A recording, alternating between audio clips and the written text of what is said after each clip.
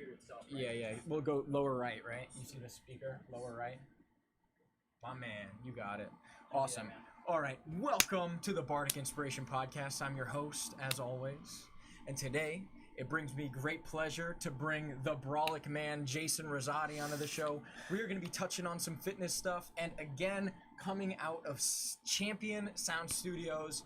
And I wanted to also give a gigantic shout out to my Patreon subscriber, which is new Patreon subscriber right now, Vedinian. Make sure you guys go check out his website.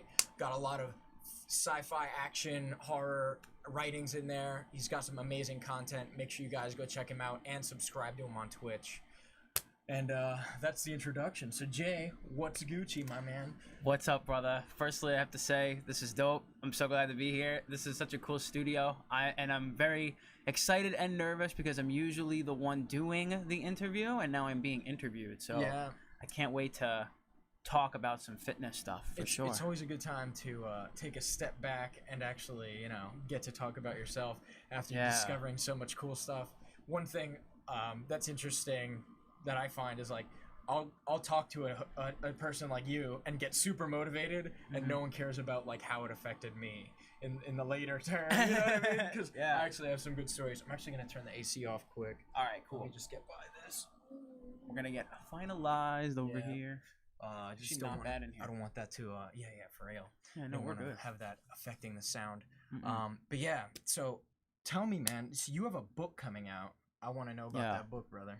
So I have a book coming out. I wrote it during the quarantine, which is making the best of my time as being held up in home hostage. But I wrote a book. It's called Transitions. It's about how we go through transitions of life, different types of transitions, like what we have with our health, with our relationships and love, our career and our creativity. And I feel like there's these moments in our life that lead us down some two-way street, where one way could be something that something bad happens, you have death, a breakup, or something, maybe you realize you're 100 pounds overweight and something happens, this like realization, and you can really go down one way where it's just sad and depression and you just kind of like sulk in your sadness, or the other way, you can take that as a motivating thing and you can really like make a huge change in your life, and you can use that actually as a catalyst to make something positive out of it. So definitely have been there. Do you want to give some examples of like some of those catalysts, if that's even the right word? I'll definitely share some personal ones, because that's probably the easiest to explain and give examples to. I think breakups are a huge way to have transitions. I've had some people in my life, they actually like just lose their their mental strength, their confidence, because they go through something like a breakup. And something like that can be really hard, because you don't know what's going to happen after that. You were so having this routine of seeing somebody. It could be 3 months, it could be 3 years. Usually the more time, the harder it is. And you have to literally learn how to live without another human being. And for some people, that can be really difficult to do. Yeah. And so I think that's a big one. I think health realization as well is also another big transition. I got into working out originally. I was like 50 pounds overweight when I was 16. And the doctor told me, if you keep doing this, you're going to have I already had high blood pressure, but you're going to be on risk for having heart attacks, high cholesterol. At 16. And especially by the time I was 20, I was going to be really sick. And it was just this weird moment when I heard that.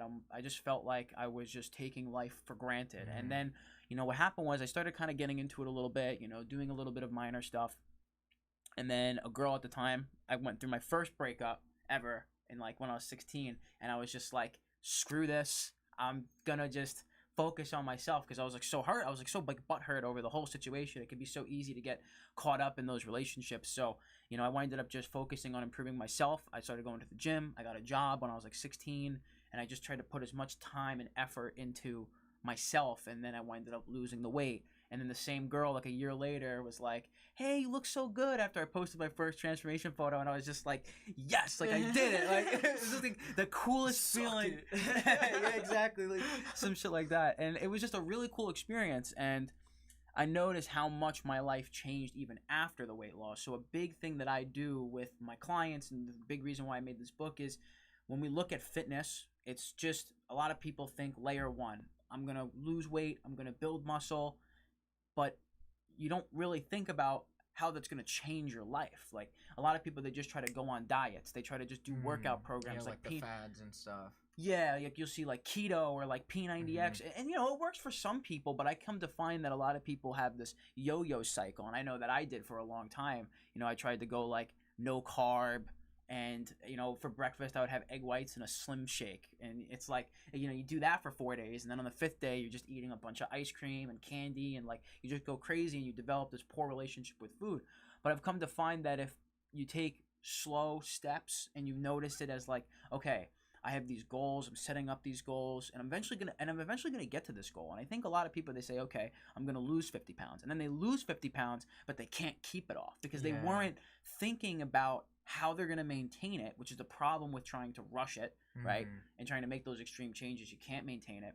And you know, it's good to think about how you losing 50 pounds is gonna change your life. You're not only gonna just look better at the beach, but you're gonna have more energy. You're gonna be like lighter on your feet. You're gonna have less fatigue. You're gonna build probably close relationships with people. You're gonna have more of a social life. You're going to the gym. You know, a lot of people that just get stuck at home, but you know, if you start going to the gym, you start talking to people, and there's a lot of things outside of just the weight loss that can really change someone's life. So I think it's good that we paint the picture of it and we look at what our life can look like on the other end. And I think that when we think about how we want our future version to be, it allows us to actually change our behavior towards that route, because it's so easy to say, you know, surface level fitness is as simple as, if you want to lose fat, be in a calorie deficit.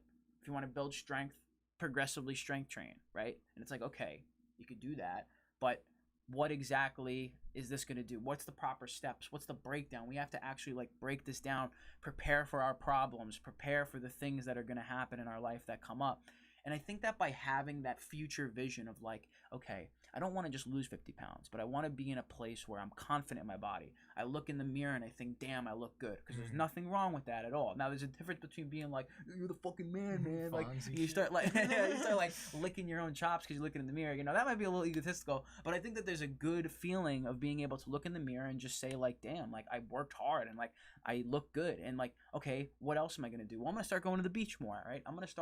For me, it was like, I'm going to start talking to more girls, right? Because obviously being more attractive, it's not just good for attention, but it's also good for that feeling inside of like, the confidence, right? Yeah, like, it gives you more confidence to approach it, like not even just girls, just like people, like even at the gym, right? Like if you're the new guy at the gym, like I know when I was there, I had the advantage of having friends that were already there, and I had enough muscle that I could like loosely keep up with them. But some people that are new, like I always tried to make it so I complimented them sometimes, like, oh man, I've been watching you for the last couple of weeks, like you finally hit 225, welcome to the club, kind of thing, you know? Yeah, positive reinforcements is huge. I think it's very hard to do that to yourself, so I think one of the big things I actually say is the big like changer to weight loss is the change of your environment. So, you know, if you have a bunch of people that you're surrounded with that are just like eating crappy junk food all the time, they don't care, they don't put any intention or thought into it, it's very easy for you to fall into that loop too. And I think it's really important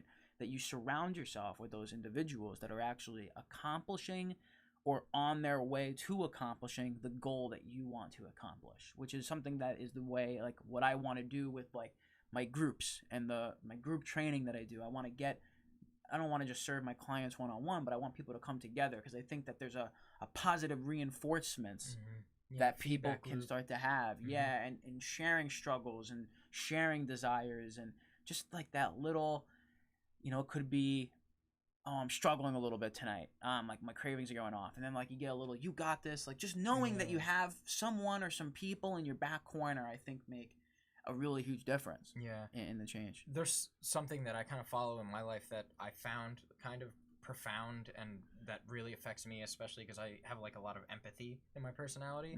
And it's the way it goes is like your personality is the average of the 3 people you spend the most time with.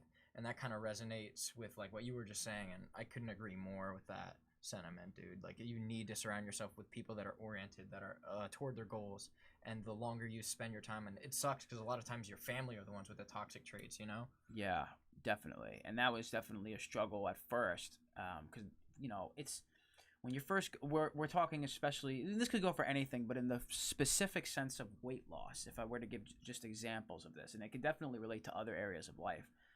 With weight loss, it's like, okay, you start dieting, right? So that means you're going to start eating. Well, I don't like this term dieting. I like to say that you have a diet, and when you're working on changing your diet, you might have a salad instead of like a fried food or whatever, or you might opt to not have ice cream with everybody. And if that's a social thing, like if let's say you get together with your family and have dinner and you have these certain foods, but now you're trying to like eat better, there's two options that you can do. One, you are going to say, no, I can't have that stuff.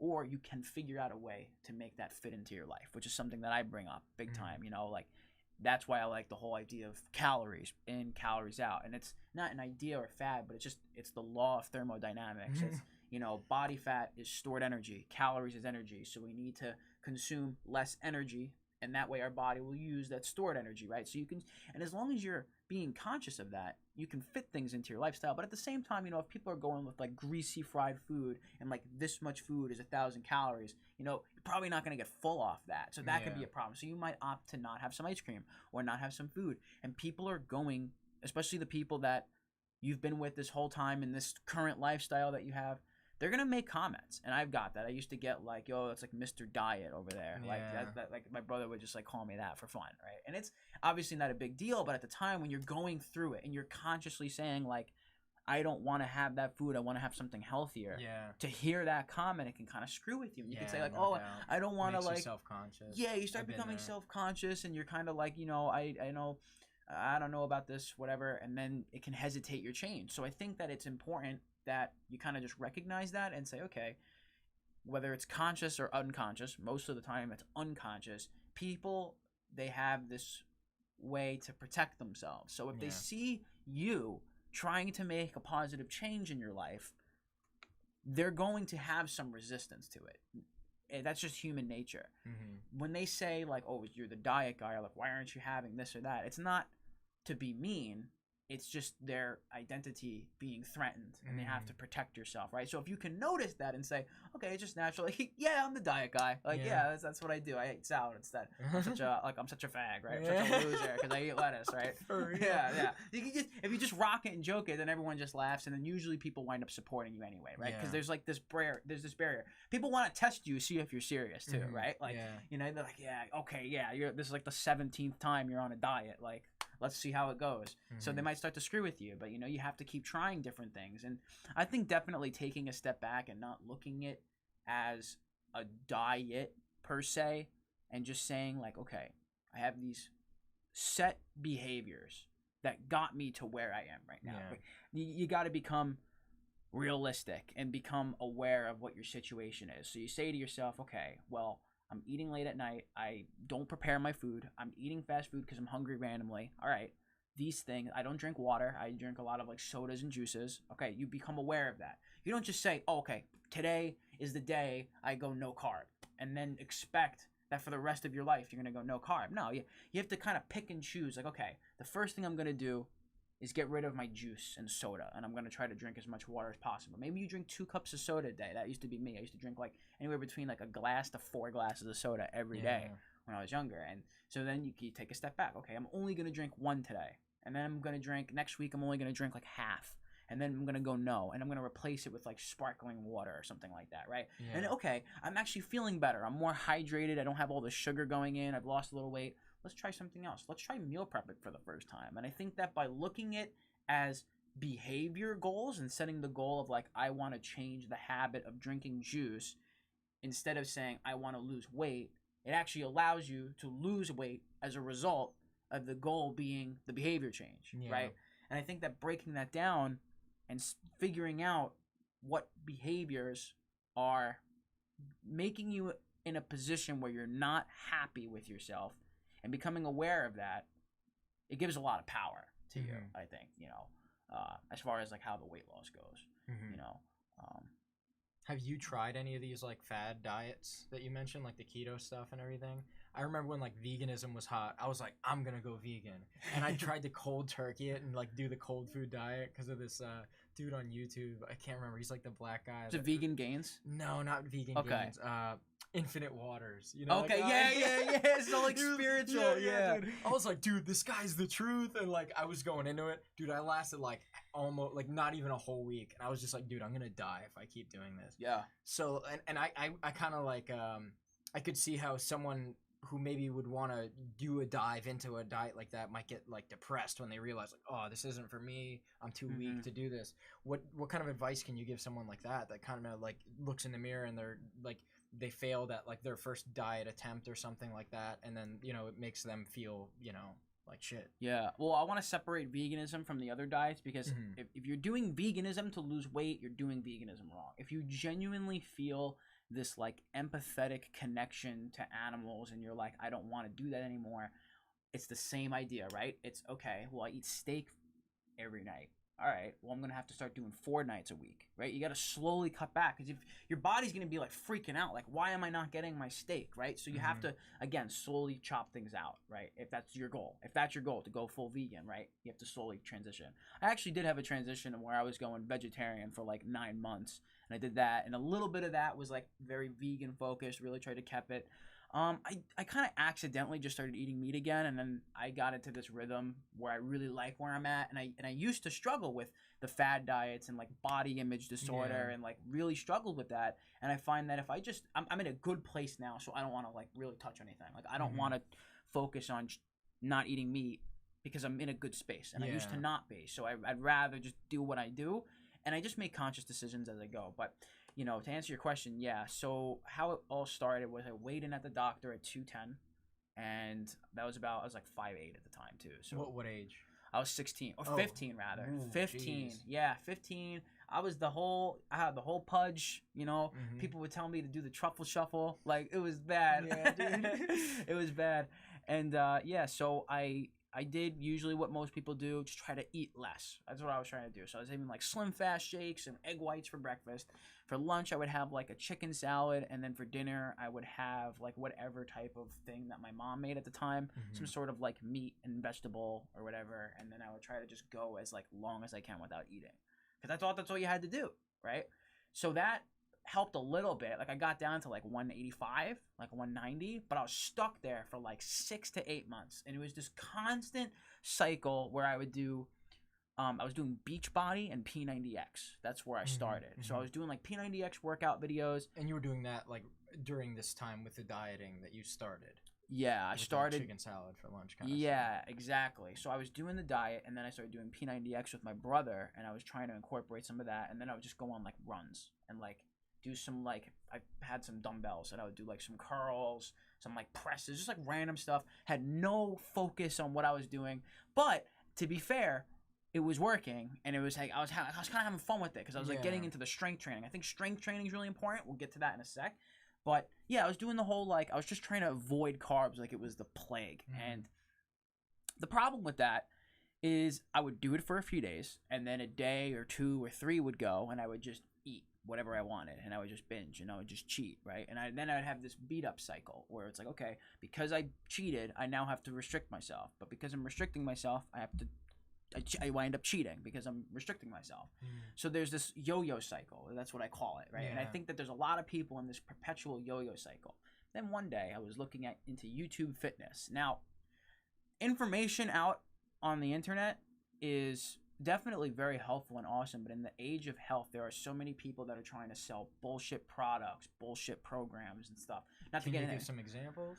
I definitely like a big one that was out there that kind of caught your eye. I think the biggest issue is the comparison issue. So you see a lot of people, if you guys are familiar with like Gymshark athletes, if you're familiar with just like YouTube fitness in general, I think a lot of people that are taking some sort of like steroid, they will say, buy my program, do my diet plan, but it's like, all right, but you got the result that you got because of the steroids, but they're telling people that they don't take that, and it's like, yo, steroids, they literally can go into fat tissue and burn fat. They can literally synthesize new muscle tissue and make your muscles a lot bigger and a lot fuller. You look different and you act different too. So it's this comparison issue. So I think like with like the Gymshark athletes, you have like the people, they call them like the Jersey boys. There's like a few of them, like Like David Lade is one of them. This guy Ryan Casey who ended up opening up about taking SARMs, which is cool. He was open about it. Yeah. But there's definitely I a respect lot. that when they're at least transparent about it. Yeah, I think that a big problem though, if you look at like the mass health industry, are things like keto, paleo, CrossFit. I would say those are like the big three. Intermittent fasting to a degree. I think the here's the thing. Fat loss all comes down to being in a calorie deficit. All these diets help you do that, and they help you accomplish that, right? And the thing is, intermittent fasting is just a tool in the toolbox. And a lot of people say, oh, when you're during the fasting window, it makes you use fat easier. Not really, because if you're eating in a calorie surplus, you could fast for 23 hours. If during an hour you eat more calories than your body burns, you're not going to lose weight day to day. You might fluctuate because your body, 23 hours into a fast, you're going to have less food in your stomach. But overall, the average is not going to go anywhere. So it all comes down to the calories. Intermittent fasting is just a tool in the toolbox. Keto, I very much so disagree with, because you see these people that are like, oh, I lost 28 pounds in a month doing keto. And it's like, yeah, but what happened on month 2, 3, 4, 5 in the next year? Like, a lot of those people, they say, okay, I did this diet, and then they wind up falling off the diet. And it's that, again, it goes back to that yo-yo cycle. So I think keto is bad. Paleo, I don't think it's too bad, but What's it's paleo? I don't know that one. Paleo is it got popularized by CrossFit, which is something I also want to talk about too. Paleo is essentially you trying to eat as close to how we would eat as cavemen. Ooh, so you would do like meats, potatoes, rice, nuts and seeds. Honestly, all good stuff, all whole foods. But the problem, it comes back down to Paleo says no bread, no sugar, no alcohol, aka nothing fun, right? And it's like, we need to learn how to have those things and still stay sane, because otherwise you're going to cheat and beat yourself up for it. Now, if you're challenging yourself and you're like, hey, I'm already in a healthy state mentally with my food and I'm already in shape, I'm already happy with how I look, I'm just gonna go no sugar, no bread for 30 days. Like, I've done that before, just to prove to myself that I can't. Or prove to myself that I can, and I think that that's good. But if you're just like, oh, this is I've never successfully did a diet before, and I'm struggling with gaining and losing the same 10 pounds over and over again. Yeah, so for those diets, like you were saying, like you would try like the 30-day thing, but you already had like a healthy place to go back to. Exactly. Saying, like, that's one of the problems that people face with these fad diets. Yeah, because I'm already I've been working out and being healthy for like 7 years, and I'm at the point now where my habits are like fitness and health related. Like, I don't have to really force myself to go work out. Like, that shit just calls me. Like, it screams at me, you got to go do it. Like, if I don't do it, I'm going to get really anxious, and I'm going to like, it's literally like a drug, right? But at first you're not like that. So you literally have to get to the point of like where I'm at the point where I crave vegetables. Like, I crave high nutrient dense foods, because that's just, I recognize, and I've done it long enough to where I feel good after eating those foods. So I think a good thing to focus on for weight loss is focus on eating more healthy food, not taking away the junk food, because then you have that more of like a positive mindset rather than a negative. So I think that that's really important. But with the other diets, it's just, I tried the whole Beachbody thing, which was kind of like an alternative keto. It's just like really low carb. And it's like, again, it go back to that routine. So I was 185, and I was there for about 6 to 8 months. And then I was going on YouTube Fitness, and I was very lucky to find some people that were good. In particular, there's a bodybuilding group I really like. They're called Team 3DMJ. I met them through this guy, Omar Esoff. He has some people like Eric Helms, Jeff Alberts, Alberto Nunez. These are people that have gotten to like 5% body fat naturally, and you can tell they're natural. They have a different look, right? Because you see a lot of the people that say, oh, I'm natural, but they have this weird Photoshop ripped 24/7 look. These people don't have that. They will gain fat. They talk about the struggles of like, hey, my dick doesn't work on the last 4 weeks of being a bodybuilder, right? Because that's like the truth. Before the stage kind of thing. Yeah, because you're so low in body fat and you're consuming so little food, your body's just trying to survive. And if you're not natural and you're taking tests, you're not going to struggle at all. But as a natural, you're 100% going to struggle. So these guys are very smart and intelligent with that stuff, and they talk about progressive strength training, and they talk about how building muscle and getting stronger. will improve your metabolism, so that makes you burn more calories in a day, which makes the whole weight loss process a lot easier too. And they talk a lot about being in a calorie deficit. And they basically, and I remember there was this one guy in particular, he was called Ripped by Pizza. And he basically got fat on purpose. And then for 12 weeks, he ate pizza and drank alcohol every single day for 12 weeks. And he got shredded, like shredded. And he ended up gaining some weight back, because that's just what happens when you get super shredded. But he was just doing it to prove a point of, like, you can eat what you want and you can still lose fat. And it was amazing, because he literally had like abs and like the type of stuff that you literally, some people would literally beg, swipe their credit card for, like think about every day. You know, he accomplished that because he was eating pizza and alcohol every day, but he fit it into his calories. So I was like, I think they're on. Is it one of those like if it fits your macros kind of diet? Yeah, he was like hardcore if it fits your macros. Now there's another couple people that I really like, Matt Ogus and this guy Chris Lovato. They were both competitive bodybuilders as well, and they were trained under Team 3DMJ.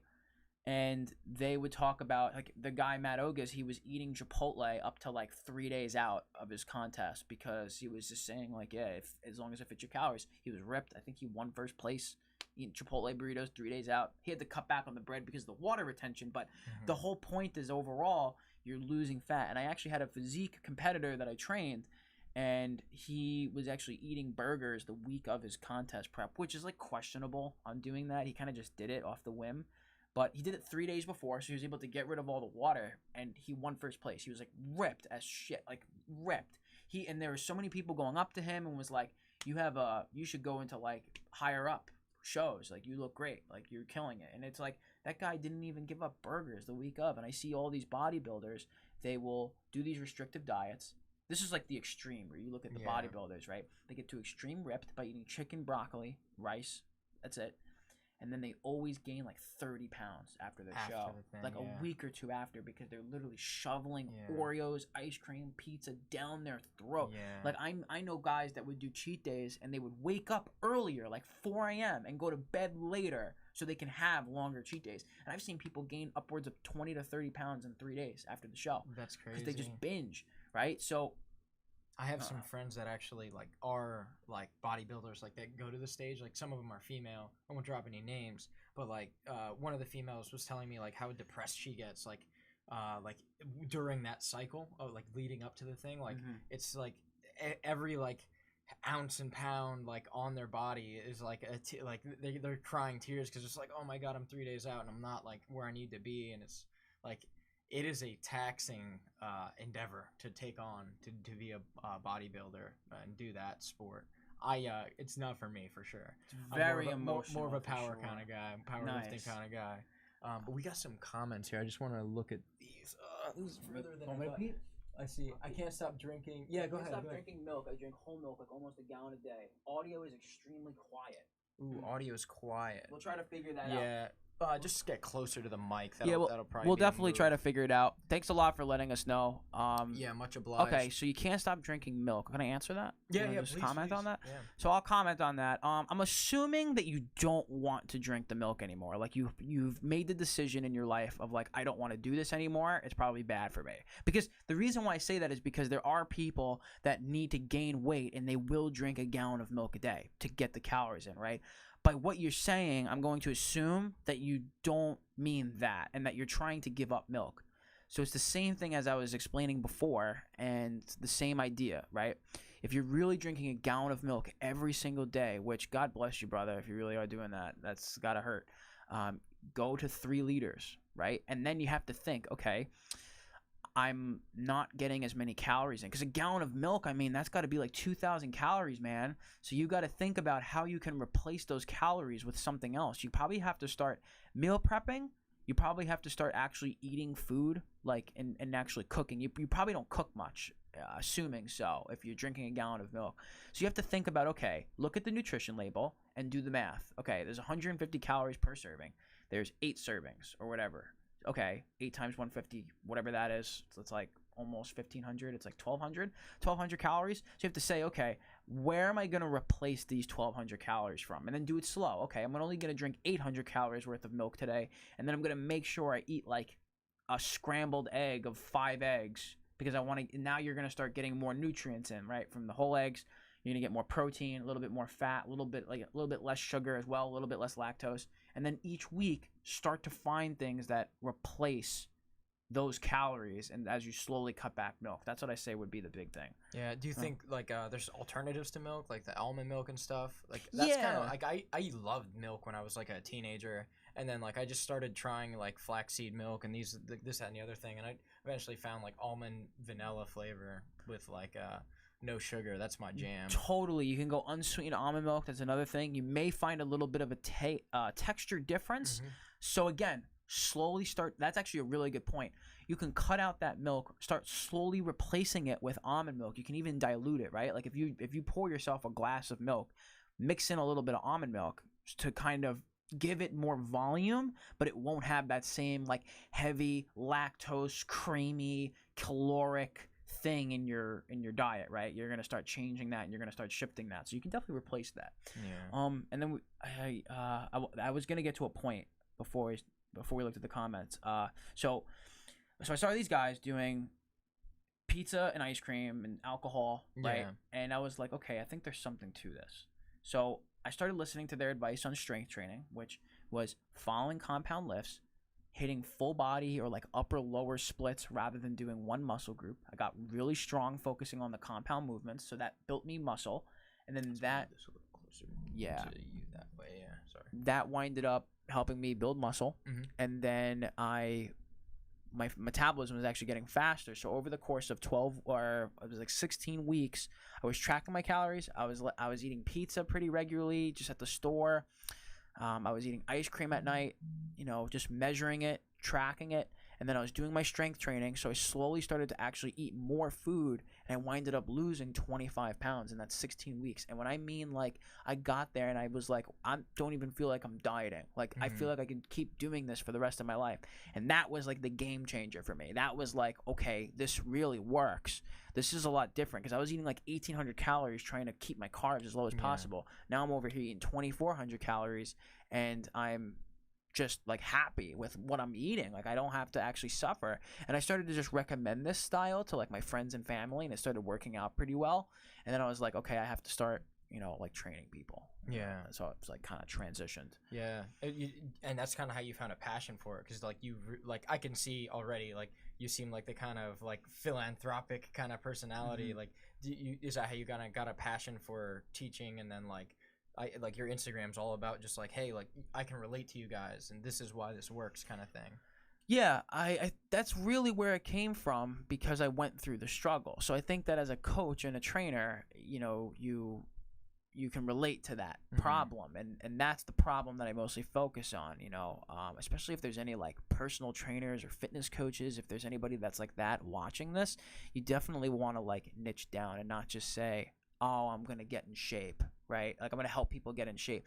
I used to do that. Like, back when I was working at the gym as just like a front desk worker, and they approached me and they were like, hey, I know that you're really into like fitness and like helping people. Do you want to become a trainer? We're having like this certification that you can do, and you get like a discount on it. And I was like, yeah, let's do it. So then I did the course for like 3 months, and I winded up passing, got my test, became a personal trainer. First session, I get this, no offense, overweight lady. Have her do a lunge, and she falls doing a lunge. Awkward. Everybody in the gym. No weights.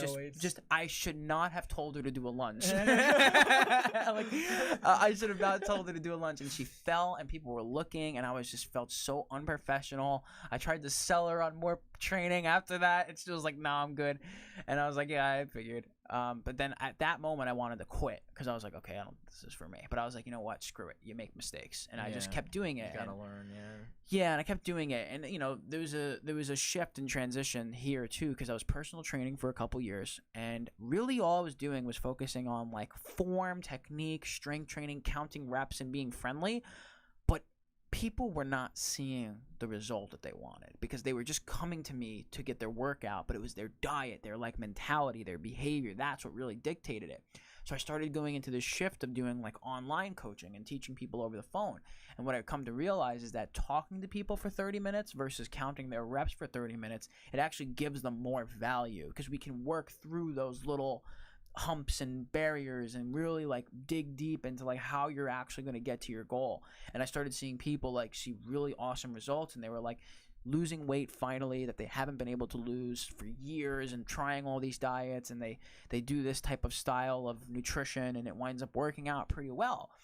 Also, with this to say too, if anybody's listening, this doesn't mean that you can just eat like nothing but shitty food all the time. That's not what I'm saying. Because I've had some people say, oh no, you shouldn't do that because you're only eating pizza. No, that's not the point. So I have these like nutrient guidelines I like to give and to offer, which is you track your calories, but you eat 2 servings of fruit and vegetables a day, so you get micronutrients, you get fiber, all that good stuff. You drink about 1 gallon of water a day to be hydrated. You eat about like 1 gram of protein per pound of body weight. It's like a good average to like focus on.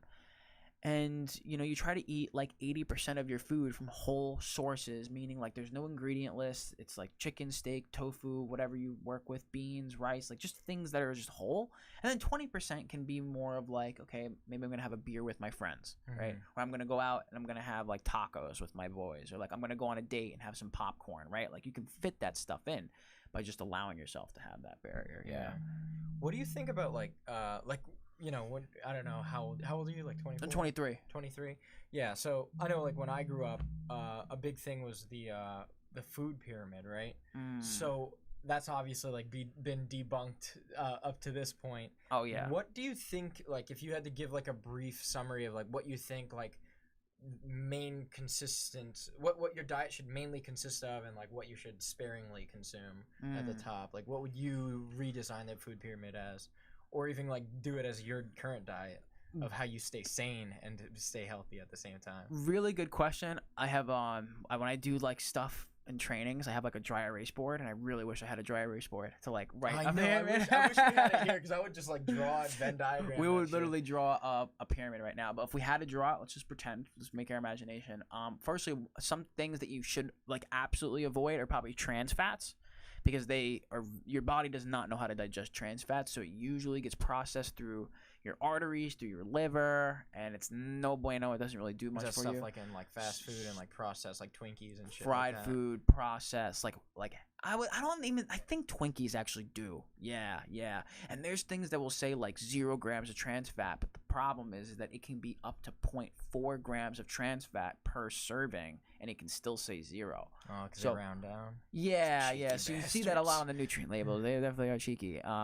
Things like anything that's like fried in like vegetable oil. Fried in vegetable oil usually means it tastes really good, but unfortunately the trans fats are definitely bad for you. So you really want to keep that like minimal. And the thing is that if you bake most things and you know how to cook, you can make foods that like are healthy, that taste amazing, that are fair in calories, and you can enjoy it, and it can be healthy, and it can be like nutrient dense, right?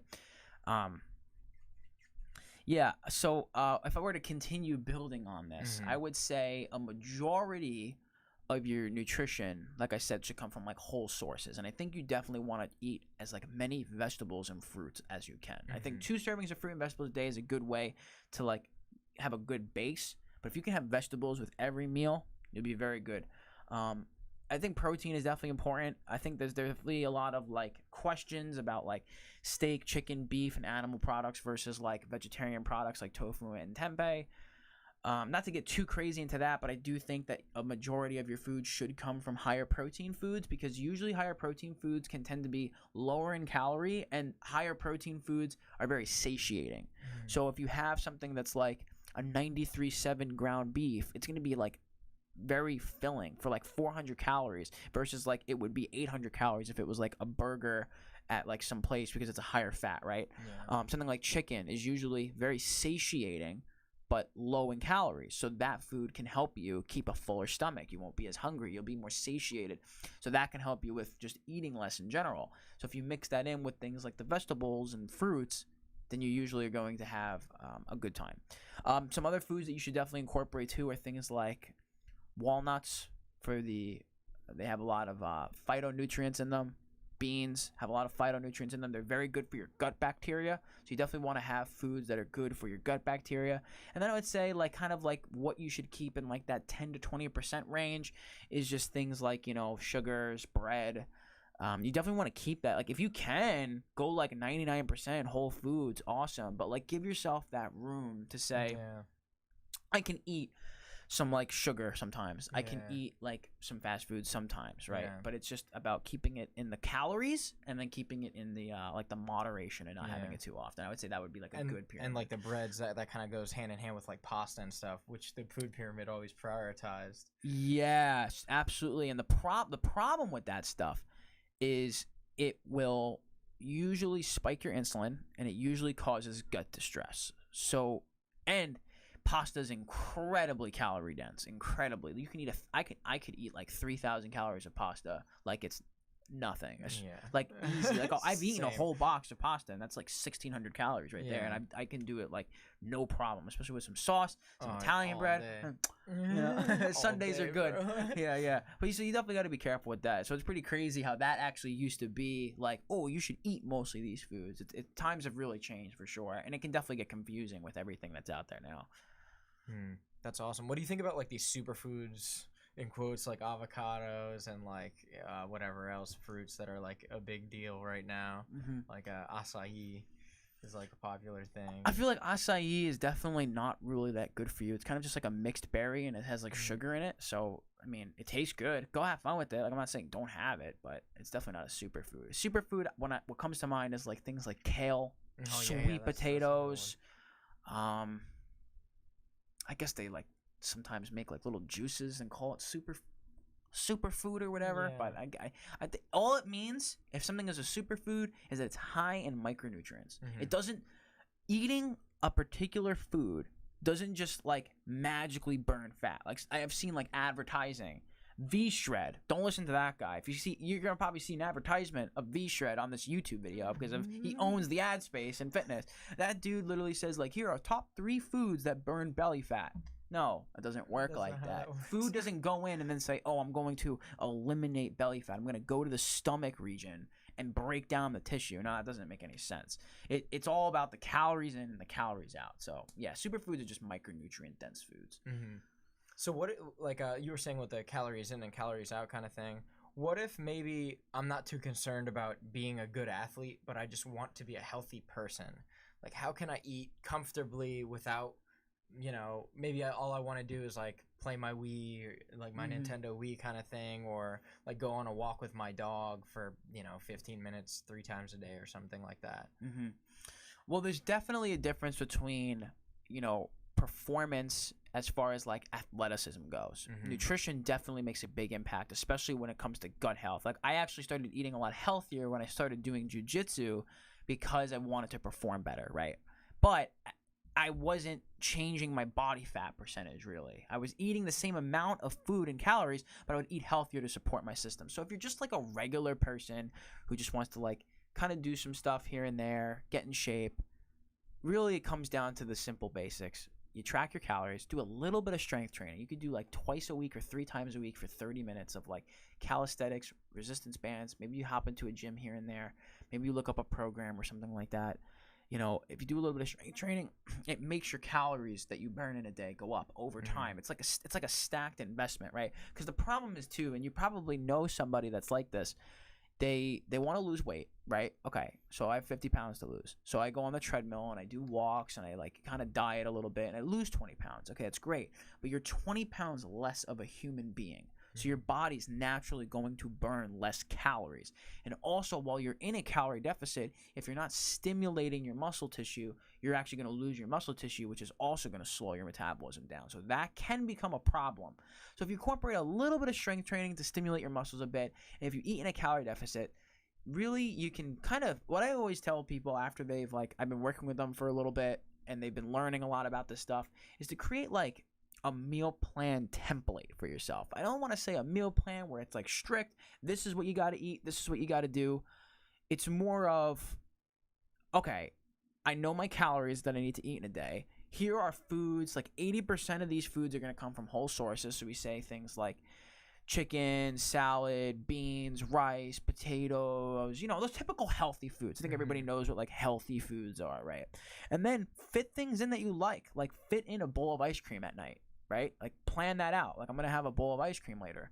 And then Friday night, I know I'm going out to the bars. So like, you don't have to be super strict once a week. It's okay to like kind of fall off a little bit, but be mindful and say, okay, well, I'm probably going to have like 6 alcoholic beverages. So should I get a margarita that's 400 calories each, or should I get like a vodka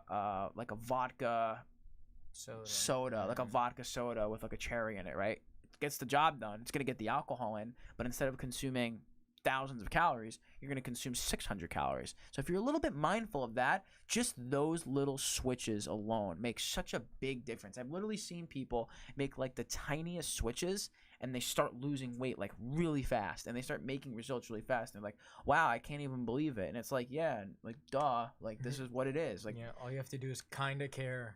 Yeah, it's like you put a little effort into something. Who would have thought? I think someone commented. Yeah, we do. Avocados. Avocados are in. Like, I don't know. He's like, this guy's trolling. Oh yeah. Avocado atrocity. Yeah. Oh yeah. Okay. Yeah, It's like a exactly. superfood. Yeah. I guess avocado is technically a superfood, but it's just food that's micronutrient dense. Mhm. So that's all it is, right? Yeah.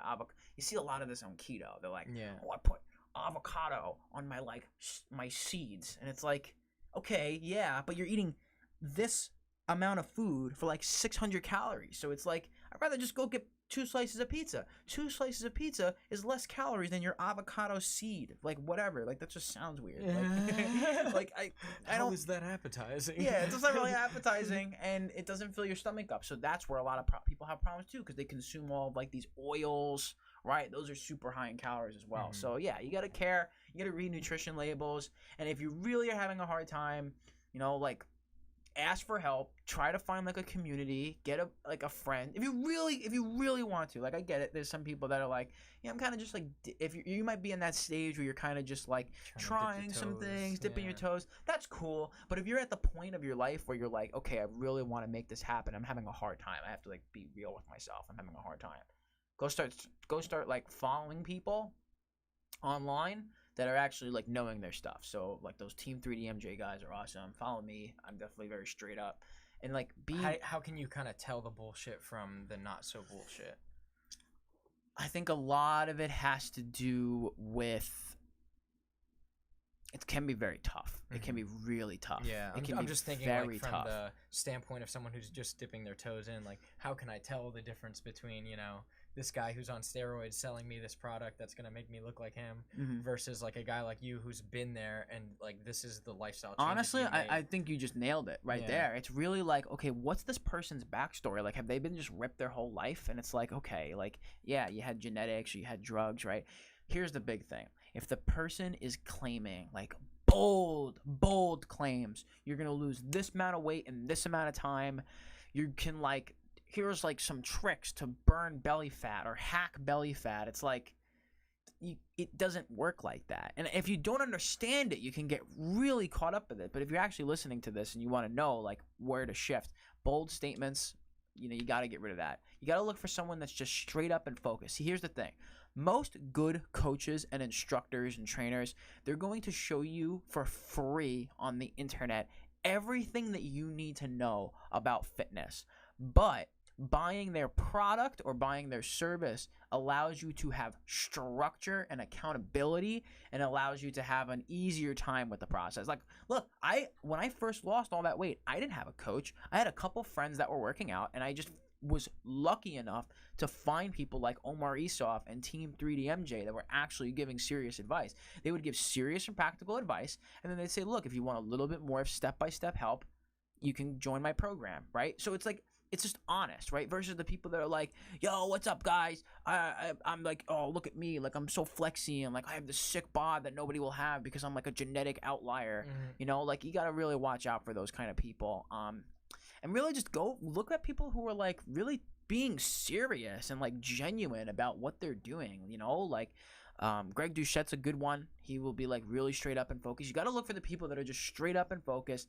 They give you the information that you don't want to hear. I think that's a big one. When you're listening to something and you're like, yeah, that's like some. This is hitting too close to home. I'm uncomfortable. Yeah, you want to go for the people that make you uncomfortable. Like follow those people that really like challenge the way that you think, and they're telling you more than just like do cardio and do some HIIT workouts and you'll get fit. Like buy my program. It's the best. Like this program is better than anybody else's program, and you know if you do my program, you're definitely going to get this result. Like, all right, chill out, because there's tons of people that do programs and they don't get results, right? Here's the truth.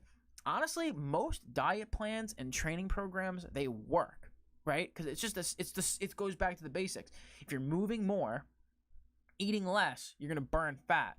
So all programs technically work, but it's about figuring out what actually works for you. And usually trainers and coaches that are good have that awareness, and they'll say on their videos like this might or might not work for you, because everything works for different kinds of people.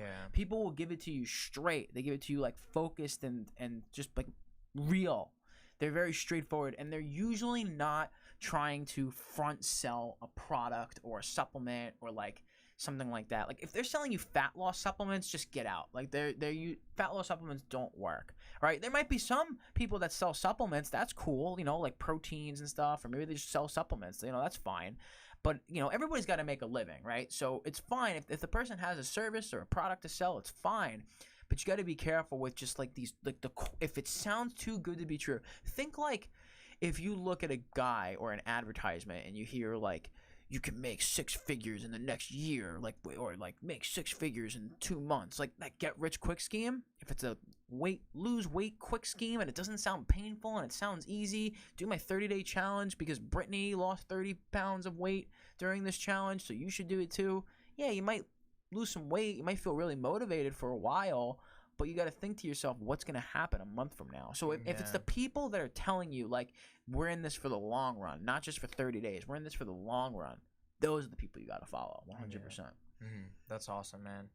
So, like, you opted, like, you were saying, like, a relationship's kind of the thing that pushed you toward, you know, getting fit, and I can relate, because, you know, a relationship is what got me my first membership at LA Fitness, you know what I mean? That's right. Good old Louisiana Fitness out there. And I think having a big, like you even touched on it in the beginning, like having a catalyst is such a huge factor. So what can you maybe do to, like, maybe I'm not motivated and I can't find what's going to make me choose, like, maybe I want to be an athlete. Maybe I have, like, you know, maybe I'm I'm a endomorphic kind of like build, and like I think I can harness the potential of this, but I just don't like do certain sports that I've tried well. Like I hate football because I don't like getting pushed, kind of thing. Like how can someone like that maybe find what's gonna work best for them? So like really comes down to like that motivation, right? It comes down to feeling motivated, and here's how you create motivation. You can create motivation for yourself. That does not mean that you're going to be this like excited to do stuff, but you can create motivation for yourself. It's called lighting a fire up your ass. Now most people are going to say, all right, like you can do it, and you can, and like if you listen to my motivational speech, you're going to be motivated. I'm going to give you practical advice that will get you motivated. This is the stuff that gets me out of bed, and this is the stuff that gets people out of bed. You got to have a place in life that you are so scared that you're going to be. Like for instance, one thing I have is my biggest fear is being 25 and being a loser. Like nothing in my life, business, whatever has taken off. I'm out of shape. I'm playing video games in my mom's house and I'm just like lost. That to me sounds like utter hell, and that's been my like fear since I was like 19. Like I do not want to be 25 and a loser. I don't know why. I really don't know why, but that's just what popped into my head.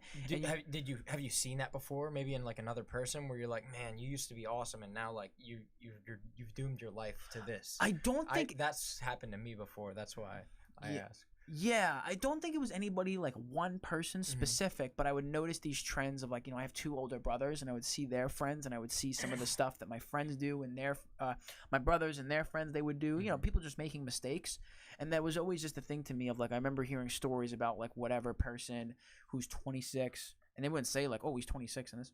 But he would just happen to be like 26 or something like that, and they would say about how he's just like struggling with girls and he's drinking alcohol and he doesn't really have his life together. And I just think like, damn, that is utter hell. Like I don't want to be there. Like when I'm 20, and now here it comes into the next thing, right? So you got to have one position in life. You got to really think about what you don't want to be like. You got to have a fear. So every time I'm slipping up, right? If I'm like overeating tremendous amounts, like you have feelings. So if you're overeating tremendously, right? If that's what I'm doing, I start slipping into like, oh, I'm gonna start being a loser. Like this is slowing me down. I can't do this. If let's say I'm like just been scrolling on social media for 4 hours, the thing that's gonna pull me away from it is gonna be like that. Fuck, I don't want to be a loser. I don't want that to happen, right? And I think about that, and I think about that every time I eat like a healthy meal. When I work out, I think like I don't want to have that feeling of not working out for 5 days, because it literally brings me anxiety and like stress. And it's like I'm essentially, life is full of struggle. And, like a big philosophy I'm into is Stoicism, and it's like the acceptance of reality for what it is, and kind of like taking a step out of your emotions and looking at things from a third person perspective. Yeah, logical perspective. I can resonate with that a lot. Yeah. When it comes to this, it's like you have to actually think about where you could end up if you keep going down the road that you're on. So for me, when I was 15, I was like, all right, I'm going to get really sick and overweight, and girls probably aren't going to like me, and I'm probably going to smell bad, and I'm probably going to be a loser, right? It comes back to that. So you got to have a pain point, a suffering point of what you don't want. Then you got to think, what do you want? And I don't mean lose 20 pounds. I don't mean win a jiu-jitsu competition. I don't mean deadlift whatever. I mean like really think about what you want to do with your life. And I think this actually, as I'm like a weight loss coach, I incorporate a lot of like life coaching-esque type things into this program, because I think that the things outside of your fitness are going to have a direct impact on your fitness directly. If you're more stressed and anxious because of work, you're probably going to overeat and cheat. You may not have as much focused energy to work out. So if you're doing things that you love on a regular basis, you're going to have more motivation and energy to keep doing it, because it feels genuinely exciting to you, right? Like I remember when I used to just like work at the grocery store and I didn't really have any like purpose. I mean, I was young, but the same premise, right? When you're not really like working towards anything, you just feel like you're in this lull, and it sucks. So you got to have something that's like, okay, I'm striving for this type of lifestyle. Like for me, if I were to think about what I want at 25, it's, well, I want to be making like near 6 figures doing just fitness coaching and doing like things on my own nature. That's like a big goal of mine. And I want to be in really good shape. I want to have like abs year round. Doesn't have to be ripped, but I want to have abs year round. I want to like deadlift over 4 plates. I want to squat over 3 plates. I want to bench well over 2 plates. I want to be winning intermediate blue belt jiu-jitsu tournaments. I want to like clean and jerk like 275. Those are like big goals of mine. And I, especially if we're getting into more of like relationship-ish stuff, when I'm 25, I want to be like in a position where I can get girls and I feel confident with women in relationships, which I do now. But I mean like at 25, I kind of want to have it like figured out and grounded, so that way I can pick what I want in a partner and not feel like I have to pick somebody because I'm scared of being alone, right? Yeah. So that's a big thing, that I want to be in a position where I'm just like essentially financially stable, in really good shape, and I'm just confident in myself, and I know I'm heading in the right direction. And then from there, I'm probably going to make some new goals that are like higher level than that. But that's what I'm striving for. So I think that when you have something that you're striving for, and you have something that you are genuinely like afraid of having, like that type of lifestyle, I think that is what gives you motivation. That's what gets your ass to go work out when you don't want to, when you're tired, right? That's what gets you to meal prep even though you just came home from work and your boss has been up your ass. That's what gives you the motivation to, go and write a book even when you feel like no one's really going to read it, right? Like it's just this thing of I have a goal in life, and it's not just a result goal, but it's like a behavior goal. I think by setting behavior goals, like what behaviors do I not want? What behaviors literally make me sad, right? What behaviors make me feel really like happy and fulfilled and excited? And by being really clear on that, you can start stepping into the shoes of the person that you want to be. And I think that once you start to gain some momentum in that, it's over. You're good. You're wrapped in because you genuinely love what you do. And I think that a big thing of that is like actually surrounding yourself with people that are accomplishing or working towards the goal that you want to accomplish. So like a big thing like in jiu-jitsu, right? Like I'm surrounding myself with some badass people that are helping me get better, right? On a regular basis. I even switched gyms for jiu-jitsu because I wanted to go somewhere that was a little higher quality, right? I literally made those choices because I have these goals. And it goes back to the same thing with fitness too. It's like the same type of idea there. You got to have a behavior goal, and you got to have something that you're like genuinely afraid of. Yeah, that you can look in the mirror and see like if I'm getting close to that, it's scary. Like, and I that's gonna be like your reset button if you're starting to come off the rails. Yeah. So what if like I'm scared to find that thing that's like scary, and I can't find that catalyst of the ladder thing where it's the thing that I fear? Like how can I gain the confidence to look in the mirror and face like I know that like, you know, weight loss is a thing that runs in my being like overweight runs in my family, and like I want better for myself and maybe my offspring, and you know, and I want even better for my family, and I feel like maybe I can be the one to, you know, motivate them to change, but it's a scary like road to take on all of that stuff. How can you maybe get into a situation where you're confident to face that? This is big. Yeah. So what I actually write about in Transitions is I talk about the keystone habits to mental toughness. And I think that there's things that we can do on a regular basis that will bring our energy and like our motivation up. And I think it really comes down to those things helping self-awareness, right? So even you just recognizing what you want, okay, that's great, right? That's usually what it starts with, is that desire of like, yeah, I've had tons of people come to me and they say the exact same thing that you just said to me. It's the same exact thing that they want.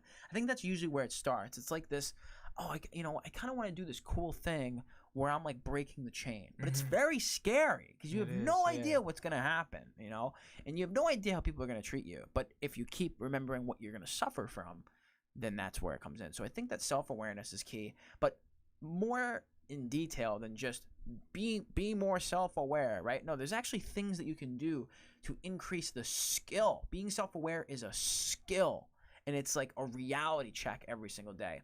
I think meditation is very important. I think the ability to sit down with your thoughts in just like an empty room, no sound, and you're just sitting and trying to focus on like your breath. You're becoming aware of like, you know, maybe you're not thinking deep about it, but you see like, oh, there's this thought that keeps coming in. Like I meditate 10 minutes a day. And over the past couple of weeks, I keep getting this one thought.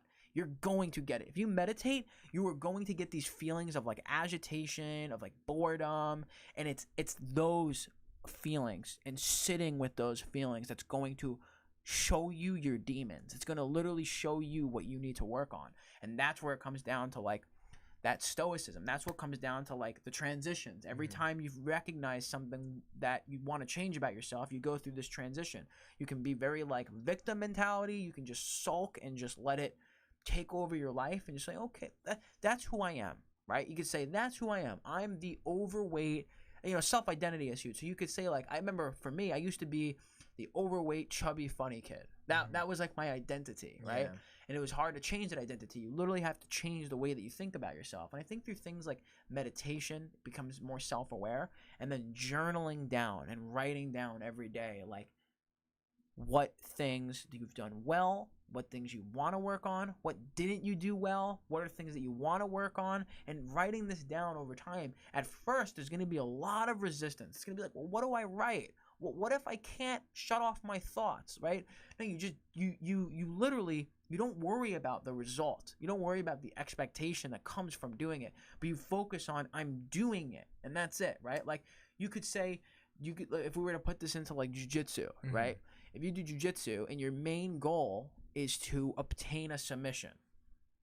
It's the same type of deal. You don't get a submission by wanting a submission. You have to work kind of backwards from it. Okay, well, I have to like pass their guard first, or I have to entangle their legs first. How do I do that, right? Like, we got to kind of like break things into like little steps too. And I think that you think of your goal and you start working backwards, and then by looking at the behaviors of what you want, it will help you realize the behaviors that you want and should change. And I say that you want to change because if you're like, well, I want to lose weight, well, then that means that you probably want to lose weight because you want to feel better about yourself, which means that the things that you're doing now don't make you feel good. So I think just having that realization, having that awareness that comes from things like meditation and journaling, and really just challenging yourself on a regular basis. Like, I remember to cure my social anxiety was I would just go up to people and high five them, and I was just like, "Hey, what's up?" and just high five them, and that was like random strangers. Yeah, just like because I wanted to get myself out there. Because I used to, like, if I were to, let's say, like go into a room, like when I just like met you guys with jiu-jitsu, I would probably just be like, I don't know what to do. In the corner. Yeah, it would feel really weird. But by doing things like that and like slowly kind of creeping out of my comfort zone, and you know where your comfort zone is, and how you know is you think of an action, and if it gives you like a little bit of like a little butterfly in your stomach, or a little bit of like agitation, or like a sickness, that's usually what you got to go do. That's usually what you got to stick into. So another thing I actually talk about. That's a good sign of like what you need to do. That's a huge thing. Even like I remember the other day I met a new guy at a jiu-jitsu get together, and I saw him come in the room, and I'm like, I don't recognize that guy. I should introduce myself. Yeah. Here we go. You gotta like prep yourself. Yeah. Yeah. So there's these things that we can do on a regular basis that will actually improve our confidence. And the more that you consciously step out of that comfort zone, the better you're gonna be at getting to that, right? And it's about literally building the habit and the behavior of regularly getting out of your comfort zone. So something I actually talk about in transitions again is fear, and how fear is really what you gotta go and do. Now, obviously, like, there's going to be fears that are like pretty rational, right? Like jumping out of a plane. That's going to be pretty rational. You probably should do that with with somebody strapped to you that's like done this before, and that is a parachute, right? Like, doesn't mean just like, oh, I'm going to go jump out of a plane and hope that I live, because you're probably not. You're probably not going to live. So you got to be like kind of intelligent with it, but that's where journaling comes in, because it allows you to write down, what am I fearing today? Oh, weird. I got this recognition that I get social anxiety. Okay, well, how can I start to deconstruct this a little bit? Okay, where do I get the social anxiety, right? Like, it's about creating a baseline, right? So I actually have another thing I talk about in transitions, and what I do with my clients is I go through a 4-phase process to change. If you want to change anything, there's 4 phases that you can do in order to break that down. The first thing is you've got to discover what it is that you want to change. So you got to have a baseline, right? So let's say it's like social anxiety, right? So your first week, all you're going to do is pay attention to how you feel when you're in social circumstances. You're not going to try to do anything. You're just going to pay attention. Like, weird, when I go into this room, I get like anxious and I get like flustered. That's interesting. Then let's say it's like weight loss. You might say, okay, you're not going to make any dietary changes at all. All you're going to do for the next week is just write down or take mental notes of what you're already eating. And like, do not try to diet. Literally just write down what you're already eating and what is making you in the position that you don't want to be, right? That's step 1. Step 2 is small, subtle changes. It's, for 4 to 8 weeks, you start doing things like, if it's social anxiety, you start high-fiving people, you start introducing yourself to people, like really small, minuscule tasks that you do to just slowly step out of your comfort zone. Maybe for nutrition, it's, I'm going to drink half the amount of soda that I used to drink. I'm going to try to just cut that back, and I'm going to try drinking more water. It could be, I'm going to eat 1 big salad a day. It could be, I'm going to work out 3 times a week for 20 minutes, right? Something really small, something manageable. You pick like 1 to 3 things that you do for like 4 to 6 weeks. Then you go into phase 3, which most people start this phase when they go on like a diet or transition of some sort. They start at phase 3, which is massive action. You say to yourself, okay, for the next 30 days, I'm going to do no sugar and no bread, right? You're not saying for the rest of your life you're going to do no sugar, no bread if this is weight loss. But for these 30 days, you're going to just test yourself and see what happens. Now, you might screw up, but you're just going to try to return back to what you're doing. Then, if we were to relate this to social anxiety on phase 3, you might ask a girl out, right? If you're a guy with social anxiety, or like maybe you're just nervous, you might go and ask for the interview that you've always wanted, right? Something massive, like a big step. And it's good to first get your baseline, make some small changes that improves your confidence, and it gives you some focus and some guidelines, and then you can take massive action. But most people say, okay, no carbs right now, right? Or they say, okay, I gotta go ask that girl out. But you're gonna go ask the girl out, and you're gonna be like, okay, bye, right? It's just gonna it's gonna not really work, and then you're not gonna want to do it anymore, right? No patience. Everyone wants the results now. They want it yesterday. Yeah. So if you can become patient, then you win 100%. And then this ties into phase 4, where like, okay, so you go through this for like 12 weeks, right? And you took some massive action. You made some small changes. I call it a taste of old living. Go back and do some of the things that you don't want to do. So, for instance, I have a client now who's during his he would drink a couple times a week, and he was able to lose weight while drinking a couple times a week. But during the massive action, he made it a goal to not drink alcohol. He didn't want to drink. So I said, okay, awesome. And he hasn't been doing that. So now, after the 30 days are up, I actually want him to go drink. And I'm going to say, now that you haven't drank in 30 days, go be incredibly conscious of what it does to you, right? Because now your tolerance is down. You've like taken a break from it. So go and have a drink. And go see what it does to you. Like, pay attention. You have 1 drink, okay, it kind of does this. 2 drinks, okay, it kind of does this. 3 drinks, it does this. Like, oh, I feel kind of like drunker than ever at 3 drinks because I haven't drank in 30 days. Now, when you go out, instead of drinking 6 drinks to get you drunk, now you only drink 3. Well, now that's easier to manage your calories, thus helping you lose weight. It could be the same thing with like sugar, right? So you say, like, I remember what I did. I did a 30 days, no sugar, no bread. I gotta tell you, it definitely worked. Like, I definitely lost fat a lot easier, meaning it was just kind of like easier to not eat as many calories because I wasn't allowing that stuff in, and I got pretty ripped. Not ripped. I just got leaner from where I was, right?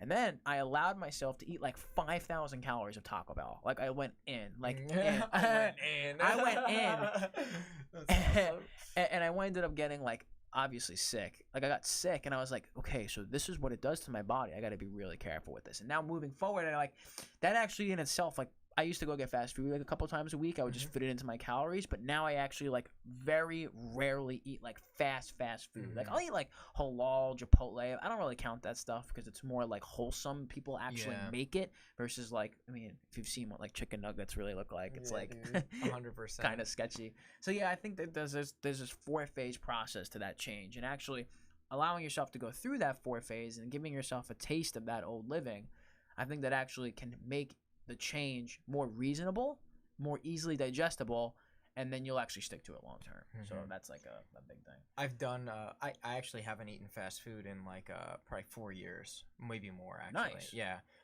And I'm just thinking about just the conversation, and I remember like my first 30 days, like I didn't know your program at the time, but I had a similar experience where like I ate Chick-fil-A like once I got back, and I was just like, man, like this is good, but it's like I'd rather be eating like some fucking ahi tuna, man. Like, you know what I mean? Yeah, like I'd rather be eating wholesome sushi, like something that actually makes me feel like I can train after I eat it.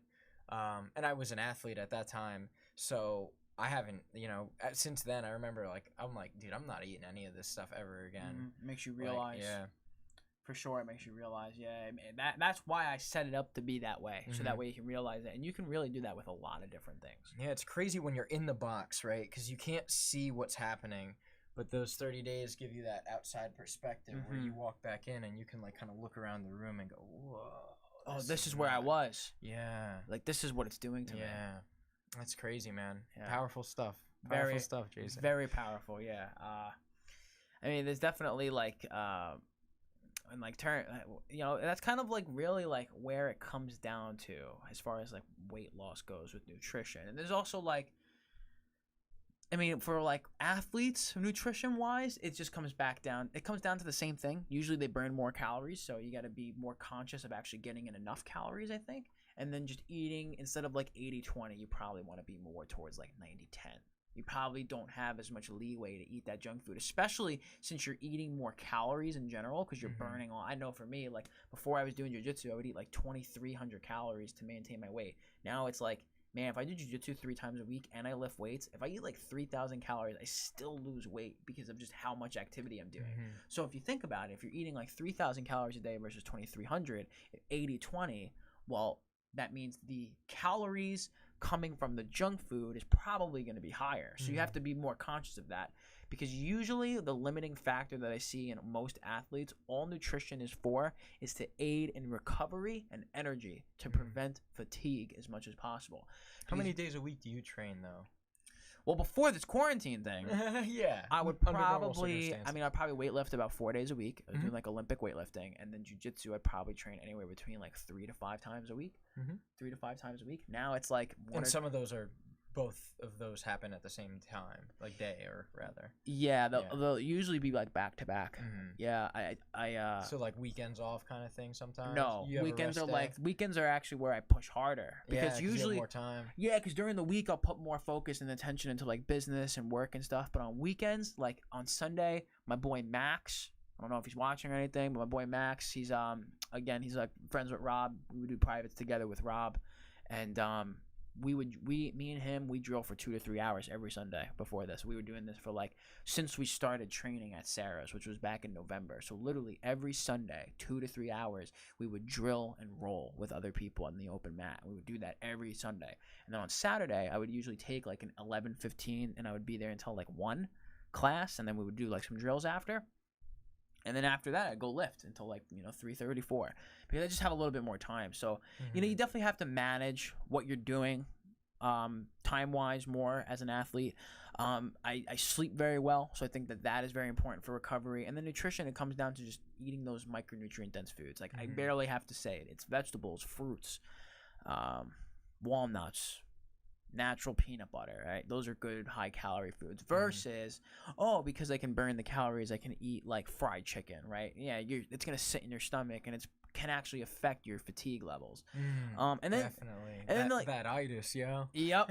Especially my Italians, they know every Sunday you got that itis after eating all them pasta and stuff. That's what happens to me. And then there's strength training, right? And I kind of want to talk a little bit about strength training too, since we're going in about like nutrition and stuff. I think a lot of people that's where you started, right? Like at 16 when you started developing the change, you started with lifting. Yeah, I didn't really start with like a diet. I started more with the strength training, and the reason I really like strength training, but I want to bring this up too. There are people that are like, abs are made in the kitchen. It's 80% nutrition, 20% gym. All right, give the gym a little bit of credit. Here's why. Well, firstly, working out is a de-stressor. So it makes you more relaxed. It makes you less stressed. It gives you less anxiety. There's more exercise. There's more blood flow. So that alone usually helps people with eating. Because if you're not as stressed out, you more than likely will be more intelligent with your decision making. If you have more clarity around what you're doing, you usually have you have better decision making. It also gives you more focus. That's like, all right, I just worked out for 30 minutes. I probably shouldn't shove a hamburger down my mouth. Like, I should probably go and eat like a salad because it's fueling my body. You start getting into this attitude of, I want to fuel my body. I'm not just eating for the sake of pleasure, right? And of course, pleasure comes, but you want to have a little bit of a balance, right? So strength training is also important because as you get stronger, your body has to adapt and it builds muscle. And when you build muscle, your metabolism gets faster. So I made the example before of someone who loses 20 pounds, their metabolism gets slower because they're not strength training. But if you strength train, you actually increase the amount of calories that you burn. So most people that I have that lose weight, they will literally eat more food and they lose more weight. And what's easier to lose weight on? Eating more or eating less? Probably eating more, right? Because it's just easier. So you raise your metabolic rate, and then while you're losing weight, you don't have to keep slashing your calories lower and lower. And you need to do that not just through like high intensity interval training, P90X. I mean, like, you literally have to like progress. You go from 10 push-ups to 15. You go from doing 15 squats to 20, and you apply full range of motion, and my technique improved. and now I'm starting to lift 135 with the deadlift, then 185, then 225. It's the progression that actually allows your body to stimulate the growth, and then your body has to now burn more calories to recover, and then as you have more muscle, that burns more calories. So it's like this continual investment system. Yeah, 100%. It's interesting. I remember one of the ways that I was kind of like motivating some of my friends in my early stages of like when I first started training and being like a fitness person is like I looked at it like it was a video game, right? Like I have to level my character up, dude. That's like a good I need attitude. more strength. I need more strength so I can fight these bosses. Yeah. I need more dexterity so I can do this better. You know what I mean? It's all like that. That's so powerful, man. And you should want to do that. And when you get to that point, the maintenance I feel like is the easy part. Because you know, maintaining is easier than going to the next level a lot of the time, and it just takes another like motivating factor to push you there. Well, actually, I could talk about that. Yeah, for sure. definitely. Shoot. So I would say over the past 3 years, I have not been as serious with my working out as I wish I was. Meaning, I never got fat, but I don't think I built as much strength and muscle as I would have wanted. Now, I was in kind of like a relationship. I wasn't in a relationship. It was kind of more like a friends with benefits thing. But it was somebody in my life for 3 years. We were good friends. I really enjoyed spending time with her, and she was really cool. And I enjoyed I enjoyed spending time with her. And I think that having that girl, because I knew I always had a hot chick to hang out with, for me, when I first started working out, it was to like get back at my ex, right? Now I work out because it like makes me feel good and it gives me health, right? And I was able to maintain it really easily. But then, you know, we just, like, things happen. We just stopped kind of talking, and she, you know, we kind of, like, distance ourselves from each other, and, you know, probably more of her wanting to do that than me. But, you know, we just weren't eye to eye anymore. We wanted different things, and we started separating. And while at first it was really sad, and it was, like, very painful, and, like, I literally cried, that was the catalyst to me saying, fuck. I did not do as much as I wish I would have done. Because now I'm single, right? And this could be a transition for many people. It could be a relationship. It could be a health realization. It could be a death. Because I had that happened, and then I had the death of a friend recently. And that put everything into perspective of like, well, I don't have the girl anymore, so that's not part of my identity. I don't have that hot girl that just I hang out with whenever I want, right? Like I have to literally start building new relationships with new people in order to bring that energy back in, right? So that means I have to better myself, right? And I think relationships and like the improvement of relationships is also a good motivator in general, right? For friends, girlfriend, boyfriend, whatever. That is a good motivation for sure. And then also, you know, the realization that we don't have forever. I think that also is another realization that we need to keep moving forward. So what happened was, you know, she ended up leaving and we separated. And then, you know, my friend passed, and it's kind of just like, well, I want to start like pushing myself again. And I started like building more muscle. And over the past 2 months, I've just been doing what I know and just actually applying it a lot harder. And I like my muscles are just growing more and more. And I'm like, hell yeah, like I really like this feeling. It feels great. So I think that like now moving forward, I'm eventually going to find another girl, right? Like I'm going to probably hang out with girls again. And now I need to keep the perspective. I need to stay humble, right? And I think that's another big thing too, is you got to stay humble. So when you get to your goal, you got to remain humble. You got to be like, I remember where I was. And then it's time to make a new goal.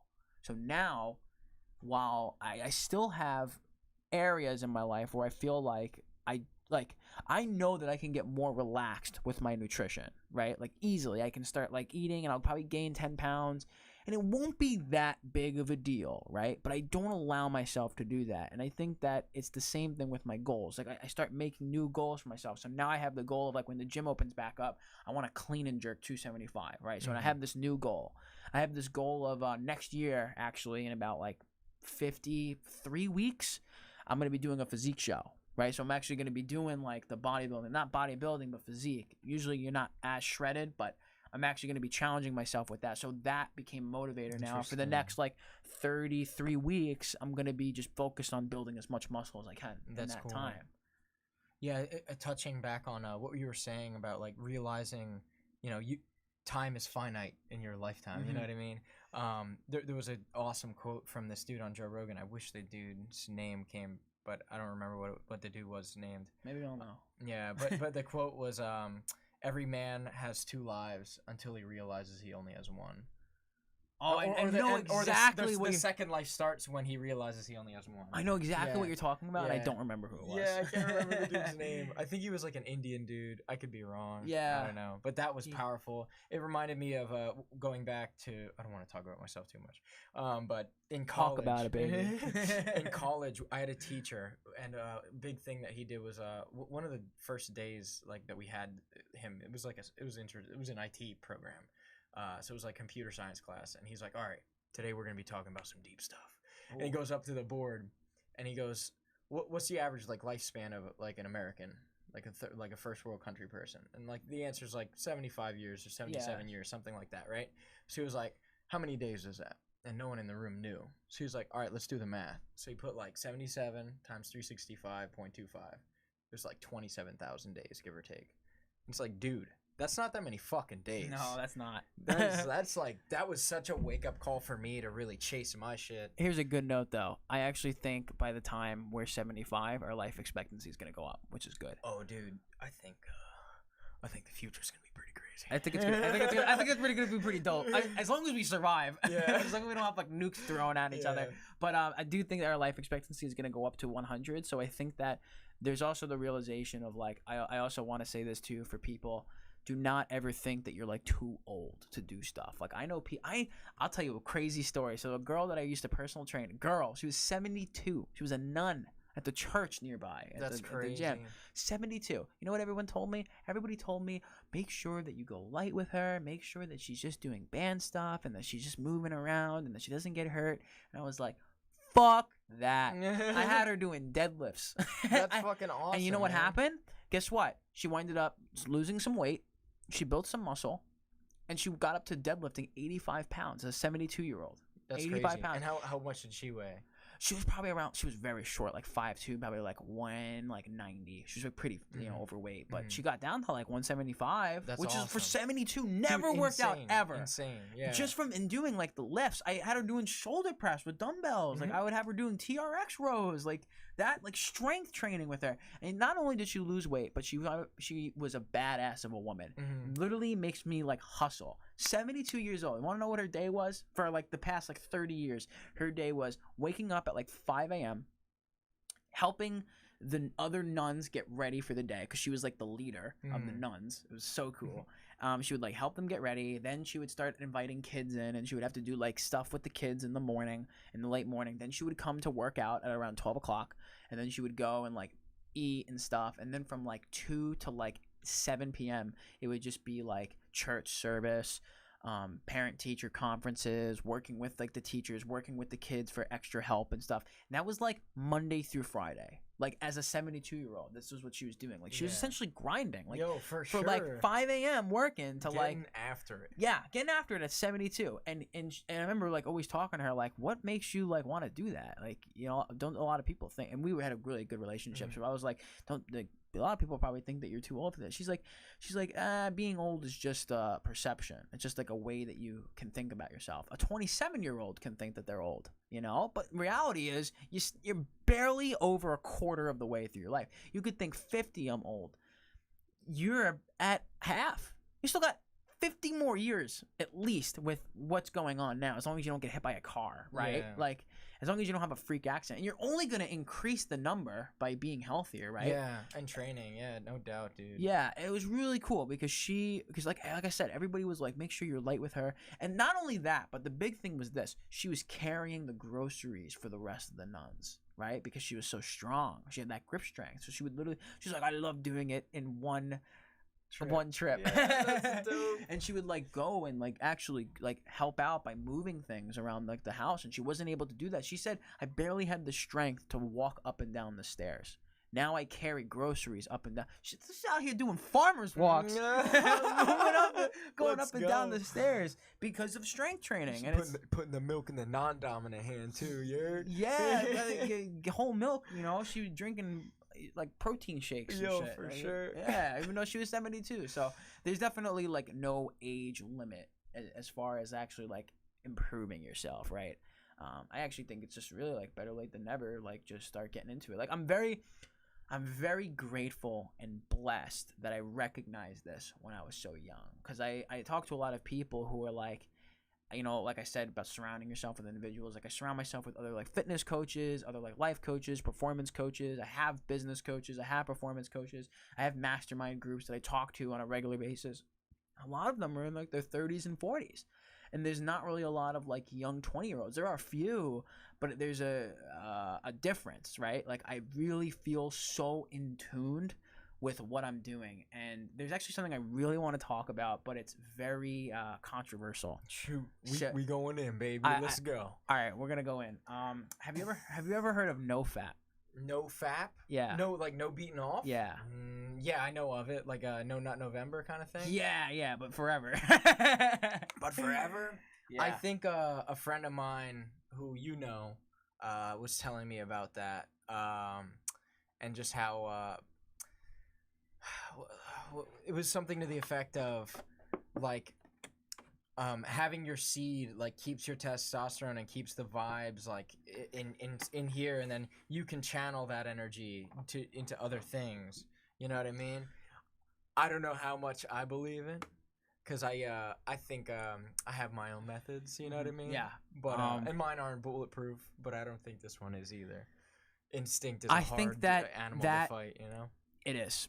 I kind of want to go into it because I think that's layer one, right? That's layer one. So I want to first talk about what got me into no fap, because that's what I follow now, and I actually haven't fapped since like I haven't watched porn or anything since like November of last year. So it's been like 7 months. You're a stronger man than I. But I gotta say this was, but I started 3 years ago, right? So that means it took almost 3 years just to get to the point of not being able to do that. But I was also having sex too. So there's a few things I want to talk about with that. So so bunning doesn't count with the no fap. Like you can still bun. There are some people that are like semen retention, and I'm like, I like having sex. Like, sorry, bro. It's fun. Like it's a lot of fun. It's very rewarding and it's very natural too. So here's how I see it, right? And I think a lot of people are probably going to disagree with me on this, but I think a lot of people can actually see something out of this, and I think it's really important. So the reason why I got into it is because I had what's called PIED. It's porn-induced erectile dysfunction. I was trying to have sex, and I couldn't get it up, and I was like, what's happening here? And I was with this girl in particular that I was like dating at the time, and this happened a couple times before, but not as bad as this one in particular, because I was probably at the peak of like my porn watching. I was watching it like once a day, sometimes twice a day, you know, rarely ever going a day off. I didn't think anything of it. I really didn't think anything of it. And what happened was my dick wasn't working, which makes any man think. So I started doing research. I went to the doctor to get my hormones checked, and they were like, you're fine. It's all in your head. And I was like, okay. So I started looking it up, and I started finding this thing about like, oh, if you watch too much porn, it can mess with your brain, and it can mess with what your expectation is for sex. And that, I felt like it really resonated with me. I was like, holy shit, I didn't even know this was like a problem. I didn't even know this was like a thing, and it could be a problem. I thought this was natural. Everyone always says it's natural. So I started to explore it a little bit, and I found this community of people who would try to not masturbate, and they would try to do like semen retention. And usually it starts with going through something very negative. Usually it's like, oh, I'm very awkward with girls and my social anxiety is really high. And I actually relate it to social anxiety a lot. And it's like, so I was exploring it a little bit. I found that there were people like, oh, you do like cold showers and you meditate and you read books and you strive towards your goal. And the science behind it, right? Because there's people that are like, oh, it improves sexual attraction because of like the auras and your testosterone is up. And I think that there's like a little bit of truth to that, but I'm not too like into the fancy smashy. I'm more into like the scientific hard details, facts, hard facts, right? So our brain is wired off of dopamine, and that's our motivating hormone, right? So we talk about motivation. Dopamine is what makes you do things. The release of dopamine is what is like that rewarding, relaxed feeling after accomplishing a task. So think like if you have like a hard jiu-jitsu session or a hard workout, or like you eat something really healthy and you're not used to eating healthy, you get this like hit of like, oh, I feel good about myself. But the problem is that our brain doesn't know the difference between those things and things like eating junk food, sugar, drugs, sex, watching TV, social media. Those things social media. Yeah, those things trigger the same hormone in the brain, so it becomes very easy to get addicted to. Now, back in the day, our dopamine came from hunting an animal because we needed to eat, and that was like the fuel. But now we have all these extra stimuli. So I started getting into this like idea of it, and I started doing NoFap originally for the PIED, and I started to notice this like new person. I literally felt different. I felt more like primal. I felt more like focused. My social anxiety, even after a week, just like vanished, gone after a week. And I remember at the time, actually, but here is the problem though, is that you feel some type of way. You feel different. I was just like, because you just basically, I was like, I want to fuck everything. Like, I literally had this like roaring energy. And I remember with the girl, I ended up just being like, I want to fuck you. And this was after I just struggled to have sex with her like 3 or 4 times, right? So now all of a sudden I'm coming at her with this like excessive energy, and she was kind of like, that's like, a little much. Yeah. So then what actually happened? She's a very sweet girl, and I kind of want to just tell about the story of it. So like, what happened was I had this like testosterone thing. We kind of like how we're having some arguments, which was related to the sex problems, of course, because sex is important in a relationship. And we were saying like, okay, on Saturday we're gonna just like go out and have a good time, and it probably would have been the best time. And I can't even imagine what would have happened if I actually went on this date. But instead, what I did was go to a party and take Instagram photos of me with some girl who I didn't even like bang sit on my lap, because I wanted that like egotistical boost of like, look at me, I'm so cool, like fuck you, like whatever. And maybe it happened for a reason, but then we stopped talking after that because I just literally ditched her, right? Which was not nice. Then that's when I had to figure out like, okay, like this is like a fucking superpower. Like I literally feel like this roaring energy of motivation. And I remember I had this tension, and there's tension with it, right? Like there's this sexual tension, this thinking of like, oh, I have to keep having sex, and it's about like actually starting to do more things outside of just sex related stuff in order for me to like incorporate better things in my life. So I started doing jiu-jitsu. I would read books. I started doing meditation. I started taking more focus on exercising. I became a personal trainer. I started doing all these things, and I don't think I would have ever done it if I never tried the NoFap. So I started doing NoFap for a while, and I went something like 120 days of NoFap. I didn't watch any porn or anything. And when I tell you, like, I in this time, in this just 120-day period, was the most productive I've ever been in my entire life. I started my own business. I started a boot camp. I was like training in a studio. I was training at the gym. I was training jiu-jitsu. I was literally waking up at 4 a.m. every day, going to bed at 11 p.m. every day to like make my goals a thing and to learn more about training. And like, I was just taking advantage of it, right? And like 120 days go by, and like my social anxiety was just gone. And I used to struggle with it a lot. If you were here earlier in the podcast, I kind of talked about it. And what happened was like I started having more girls like come up to me, and I think that there maybe was like an aura, but I think more or less I was becoming more confident in myself. I think that's such a huge thing. Just to touch on that, I remember like advice I always give my friends when they're like, oh dude, I got out of this relationship with this girl, and like I've just been depressed for the last 6 months. All I'm doing is playing video games, this, that, and the other thing. And I'm like, bro, like you literally need to just start chasing your stuff. Because like how I found my current girlfriend is like I was just doing me hard. I was chasing what I love most. I was being my best self. And because I was putting that energy out, like she was attracted to me. You know, that confidence is huge, man. Huge. I think that's where it really came from. I think that even in a way of like, even if I wasn't fapping or whatever, if I was, I think if I was still doing that thing, I would have been I would have had that attraction. But I think it was because it was a problem in my life, and I noticed that from like 12 up until I was like 19, I was watching porn almost every day. I was playing video games, and there was all these things I wanted to change about myself, right? So I think that it just worked for me. I do say to some people like, hey, go ahead and try it, because I think it's like game changer for you know, for a lot of people. And I remember like after 120 days, I was doing me so hard. I wasn't even thinking about girls anymore. And now at first, like the first 30 days is really hard, like both figuratively and mentally. Like it's very challenging to do because you literally are just constantly thinking about sex all the time. And you have to literally reprogram your brain to focus the attention on what's in front of you rather than the sexual things that we have in our mind as men. And You know, for women too. I actually know women that benefited a lot from no fat, but I think most men do it. You know, there's this natural urge to go and just have sex, and I think if we can control that, we have a lot of power in reality. Because you know, there was never porn. I think it's amazing of like. You think of like Egypt. I think of like Egyptians building these massive, massive, massive pyramids.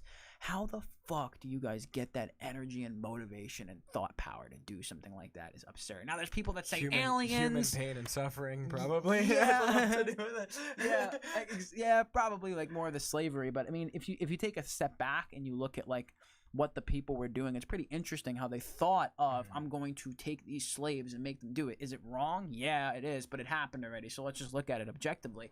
I think it's interesting because there was never porn, you know? I mean, what the hieroglyphs, they might have drawn some photos and been like, oh yeah. And Look at these titties, bro, these are magnificent. Yeah, like, oh shit. Like, well, the Sphinx had titties? I don't know. Yeah, I think they did. Yeah. I think I'm sure there was some statues with some titties. Yeah, and if that's all that's there, I'm probably jerking off to yeah, well, think about it. What's the difference between that and then going on the internet and typing in whatever video you want? Man. You could search for Anything hours. your I know I used to. imagination I has. would search for like 2 hours, and it was wasting time, like valuable time. And I remember now that, you know, we touched upon like the phases of change. I remember when and there was a couple times where I relapsed after that, and I remember I feel fucking like dead inside when I do it. If I watch porn, I'm like, why the hell did I do that? And I literally feel like numb. Like I feel, and then I have social anxiety for the next few days, and I literally think about it, and I can feel there's like this brain fog. Doesn't happen with sex though, because what happened was I did 120 days, and I met this girl, and we started having sex, and you know, like I had a few other partners during like 3 years as well, and I was having no issues with sex. I think actually when I was having sex, I was becoming more comfortable with it, and it would actually feel better, right? Because I think there's this like validation, and there's like this natural instinct to have sex, and it would actually make me feel really good the next day. The problem is that there was all this confidence. I didn't work out as hard, right? So there was, so then I started noticing, especially now that I'm out of the relationship, as more years came on with this girl, and you know, other girls kind of came and went, but nobody lasted longer than this girl. It was like, okay, now that she's gone, it's like, okay, I don't have that anymore. So then again, I start getting like that motivation again. And I'm actually really proud because since she left, you know, I did wind up, I did like get with somebody else, but I never actually watched porn. And I'm actually like, feel really good about that. And there was actually a situation, you know, when our good friend passed away, there's a kid that I used to work with at the gym. And she was there because I met her at the gym, so she knew him, and she was there. And there was this realization when I looked at her, right? And we weren't really talking at this point. We kind of like had each other blocked on social media and stuff. You know, that's how it is nowadays, whatever. But I saw her, and I had this like realization of like, I don't need to get lost in my thought about this girl. I miss what we had, but I don't miss her, right? Like this weird, do I miss her? Yeah, but I can live my life without her. And when I got there was all these people, and people started coming up to me, and I made it like a thing with myself on this particular day where I'm going to pay my respect to my friend, and to just like, if I'm not trying to go and mingle with people, because I figured I was going to see her, and I was kind of like sick to my stomach thinking about it, like what if I have to talk to her?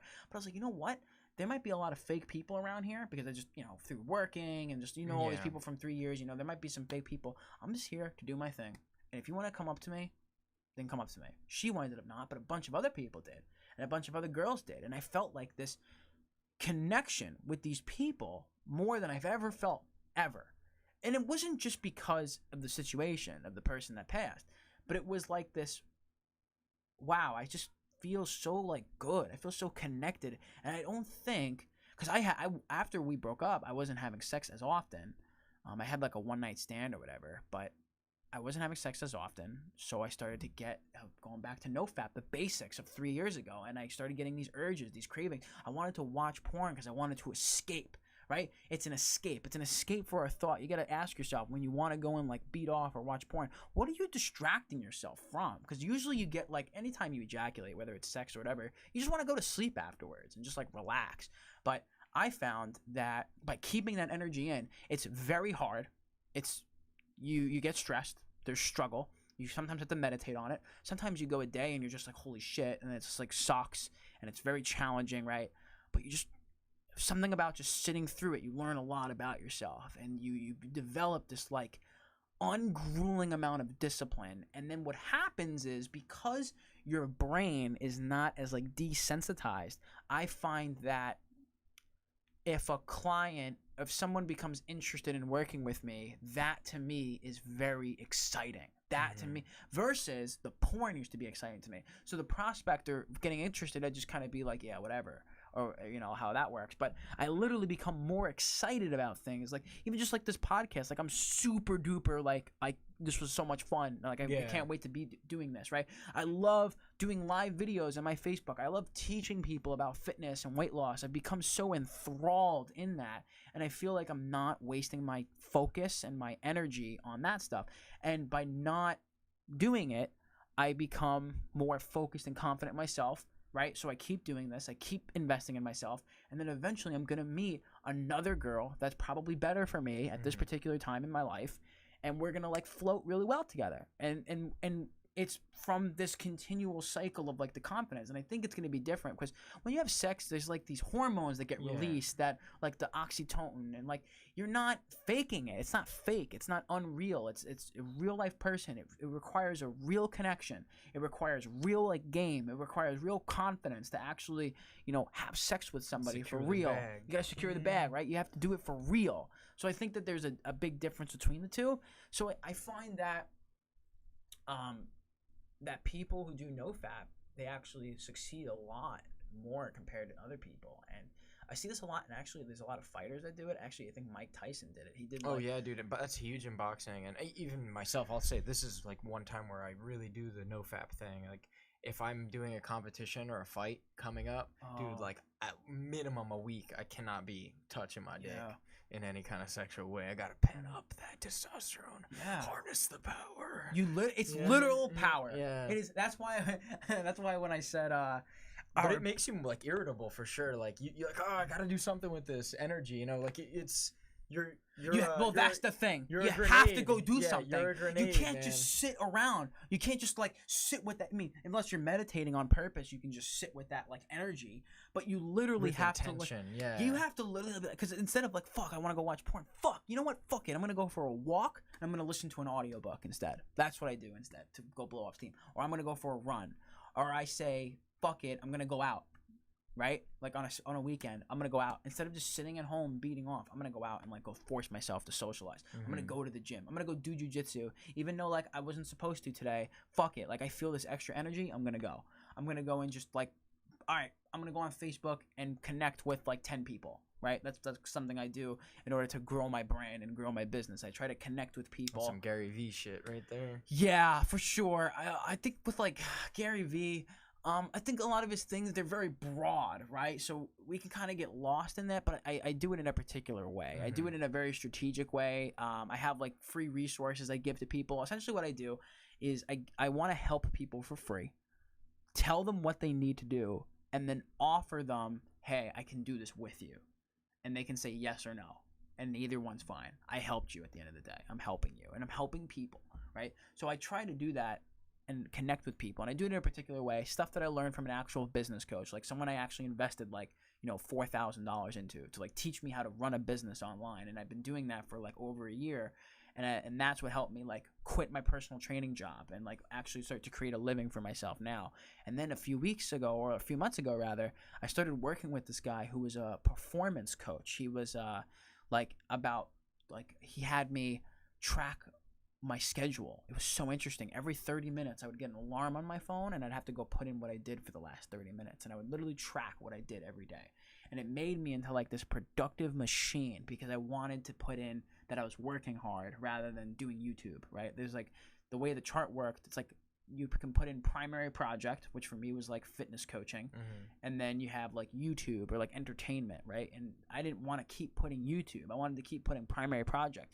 So there was this like belief, and another thing that he does big time is like we actually go over like beliefs of like what's going on in my head, and sometimes we'll do like meditations together, and he actually helped me like debunk a lot of beliefs around like money and around sex and a lot of around women and like around these things. And it's like, wow, it's really crazy how there's like all these hidden thoughts and beliefs in our like subconscious that aren't really out there, and it takes like a special kind of energy to realize those things.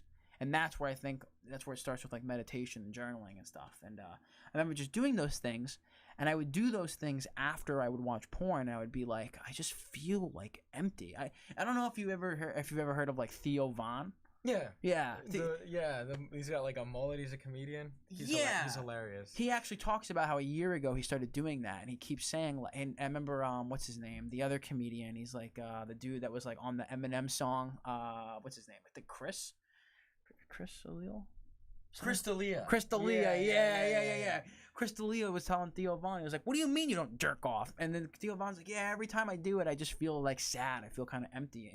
And Chris D'Elia is just like, "That's weird. That's like, I don't know why." Man, you like Louis C.K. has a great bit on that where he's like, when he jerks off in a hotel room, like, cause he does a lot of traveling, he just feels like the shame glaze come over him after he just ate some ice cream and chicken wings and just jerked off and fell asleep. Yeah, you feel kind of like shameful and guilty, and I know I had that. I 100% had that. So I find that for especially when you're digging down that 2-hour search and then you find some shit that you want in a moment, you're like, what did I just do? Yeah, you have that moment of like, what did I do? And it's the same thing of like, if you're looking at weight loss, right? Like if you go and eat like 4,000 calories of fast food, you're like, what did I do, right?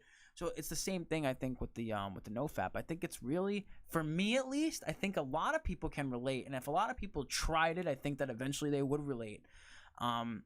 It's like you got to choose your suffering.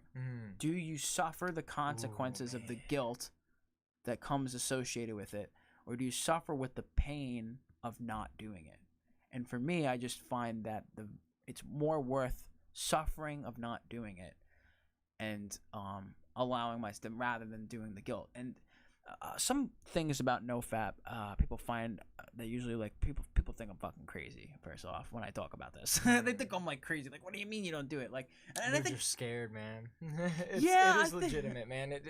You're scared to let go of that because you're like, oh, I need to take care. Man's got to do what a man's got to do. Self-identity. They gotta. Yep. It's just like you were talking about earlier. It's that identity. It's that you think that you have to. Like, I have to do this. You don't have to do this. You don't.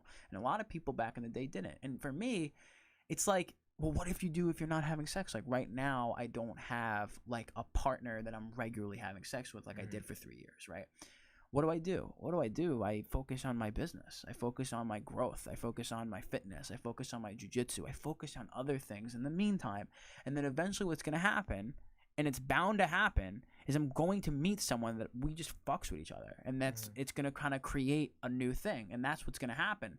And I have that confidence because I've been through it before, right? And it's easy for me to say because I've had that experience, but for anybody that's like listening or whatever, and you're kind of like, you know, I don't know if I'll ever like find somebody, like, well, then you got to do some self-work. Yeah. You got to do some work on yourself. So for me, it's like I'm taking advantage of the time that I'm not with a girl right now. I know eventually I'm going to wind up like finding someone that I regularly am with, right? And that's going to happen, right? I have that confidence in myself. I'm confident that like my appearance, my way, my like game, how I talk, who I am, I actually find myself more so like of a rejecter rather than, because I want I don't just look at someone and I'm like, oh, I just want to like have sex with them. Like I want to have sex with someone that I'm actually going to like enjoy the time with. Yeah, and I don't need to be like, oh, like you're kind of gay, like you're gonna have emotions and shit. Well, firstly, yeah, we have emotions, like we're human beings, right? But it's like, do you really want to continually have sex with this girl who is bringing you pain? And I've had partners like that where it's like, gosh, you're annoying. Like we just don't connect. Like you're cool to have sex with, I guess, but like you're kind of hot, yeah, but it's like you get kind of bored, and it's like, well, we're not really vibing, so it's not the same, right? If there's someone that you vibe with, that's what I want. That for me is worth more. Like I want someone that like fucks with me 100%, just like, wow, like I want this guy in my life, and I like need this guy in my life. I know it sounds kind of weird, but I want the girl to chase me. I want the girl to literally be like enraveled with me. And I know it sounds kind of messed up, but I think that's actually how it is, like naturally, like human instincts, like masculinity, feminine. Yeah, well, I think like females, it's intuitive, like it's built into the DNA to chase a mate who's in a position of power. Yeah. You're gonna have the best chance of your offspring succeeding. Yeah. You know what I mean? It makes sense. And then to kind of piggyback on what you were saying about like how you're always working on yourself, that's super important. And like I remember having a conversation with someone else where I was kind of explaining to them where they're like, oh man, like I'm the way that I am, and I'm not settling for anything less than a 10. And I'm always like, dude, like whenever I have conversations like that with these kinds of guys, I'm like, dude, you need to realize that you need to be the guy of the dreams of the girl of your dreams. You can't just be a bum. Mm-hmm. No one's into that. You know, it's a good one. 80% of the girls chase 20% of the top. 80% of the girls chase the top 20% of guys, and the 80% of guys are fumbling around and fighting for 80% of the girls.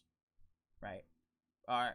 For the 20. Let me start over. I think I get you. I think you get it. But let me just go ahead. Clean it up. So 80% of women chase the top 20% of men, while the 80% of men that aren't in that top percent are fumbling and fighting for that remaining 20% of women. That's what I've come to like kind of find, especially in people that aren't really into like self-development. Like you have the people that are like, yeah, I'm just gonna like get a job and like catch a living and like, you know, I'm just gonna like barely survive, right? Like, yeah, you're probably gonna get a girl that's like a 6 or 7, but like if you want a 10, if you want like a banging girl, guess what? She's gotta be obsessed with you. And I can promise you, when she walks down the street, 3 guys went up to her when she walked down the street.